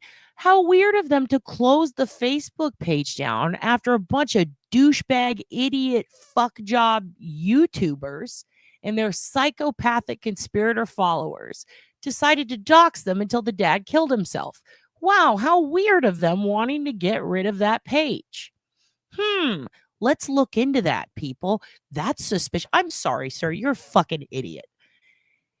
If your family was being fucking tormented to the point where a beloved patriarch killed himself, regardless of whether he had a history or past where like, oh, he wasn't in Hannah's life. He was somebody's person, okay? Someone loved him.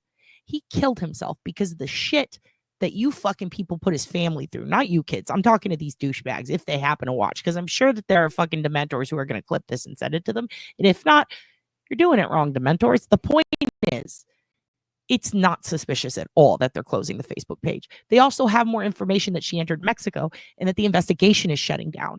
They're in crisis mode and they are tired of being fucked with and having rumors spread about their family. So yeah, they're shutting down the Facebook page. Get the fuck over it. It's not suspicious. Quit being weird. Everything else is fucking suspicious. When she's got JLR, the sister, telling people that she's in on it, she's doing some making up shit to get views, and they're doxing her and sending her addresses to her house, looking up the fucking history of Hannah's entire family, their house, how much it cost. Like, are you fucking kidding me? Of course they're fucking taking it down, you idiot. What an idiot. What an absolute dumb fuck. Here's the other dumb fuck thing about this guy. God, it pisses me off. Mel used to be such a good dude. Such a bummer. Let's check this out for a second. You see this shit? What did he say? He said, according to JLR. So now you're getting your news from JLR? You're out of your fucking mind, dude. You need to get mental health help if that's where you're getting your fucking news from. Because guess what? JLR's little Venice boardwalk CCTV sighting, guess what that was? Guess what that was? Bullshit. Because the girl on the Venice boardwalk is not Hannah. And if you need proof, here you go. Here you go, everyone. Here you go. Does that look like Hannah to you? Does it look like Hannah? Oh, but there's an ABC store, a Hawaii bag. That's weird. That's weird. Guess what? You see that right there? You see that? Do you see what that is? You see what that is right there? That's a little filter right there. You know what that is? That's called fucking filtration. All right? You know what happens when words are spelled like that? That's called fucking AI, bitch. That's called AI. Welcome to AI. Welcome to people manipulating photos now. Here's another thing. ABC Store's not just in Hawaii. Here's another thing. This is not Hannah. This is not Hannah. This is not Hannah. So let's stop. Okay?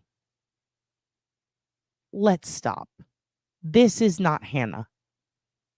Let's stop reporting it as her. You idiots on YouTube. Jesus Christ. He could have cleared that up in 2 seconds, but he chose to trust JLR of all people. Gross.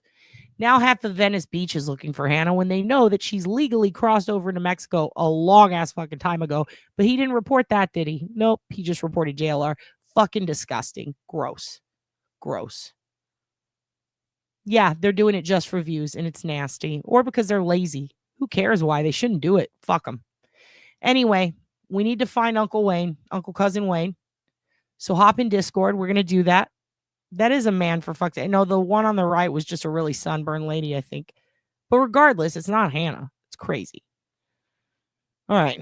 Yeah, every tourist trap in the world. And also, I kind of love ABC Stores. They have the best sushi. Oh, and what was that thing we ate in Hawaii with the egg and the gravy? Moco Locos. The Moco Locos at ABC are to die for. Anyway. Oh, Jesus. Did you hear that burp? His boyfriend's getting better at burps. All right. Love you, kids. Gotta go. You're the best. Please, if you see people harassing that family, shut that shit down. Definitely take a look into the hacking angle because that shit's kind of weird. We'll go back to that. For some reason, Jennifer Coffendorfer said something smart. Shocking. What else did we go over? Cousin Wayne, we got to find him. We got to Discord. That is number one on the fucking list. All right. We got to find Cousin Wayne or at least any trace of them. Never go IRL with a family. Never approach someone unless they approach you online and they are part of the family. Try to be kind to people. Unagi is delicious. JLR is a psycho. Goodbye, Susie Q. You are welcome back. We're so glad to see you. See you guys in Discord. Love you all, says LEB. Ribbit, we need the Discord link. Okay, let me get that for you real quick. I'm going to pop it up right here. And with that, I'm going to say a goodbye, and I'm going to play you guys out on MC Lunchbox with 2 X's song, Lo-Fi Towel Jams. Okay, so we're going to play you guys out on that. This is going to be good for 1 week, this invite link, and I will put one below that is good for longer. There is your Discord link, okay? Okay, kids? All right. I love you. Let's go ahead and play this for you guys as we go. Thank you so much. You're the best. We love you to death. And where's it at? Here we go. Lo-Fi Jams. That's assault. Select board. Thank you for being here today. Fucking fly. Drop that chair, ma'am. That's assault, ma'am. That's assault, ma'am. Rape, ma'am. Rape, drop that chair here. These people are going to eject you from this line. That's assault, ma'am. That's assault, ma'am. It is. You cannot touch me like that. Oh, I will be telling them exactly what happened. Rape, ma'am. These people are going to eject you from this line. That's assault. That's assault. We have video of her just touching. How did that show? I will be. Excuse me. She just. Ma'am. Excuse me. Rape. That's assault. Excuse. Drop that chair, ma'am. You cannot touch me like that. Rape. Rape. That's rape. Rape. Oh.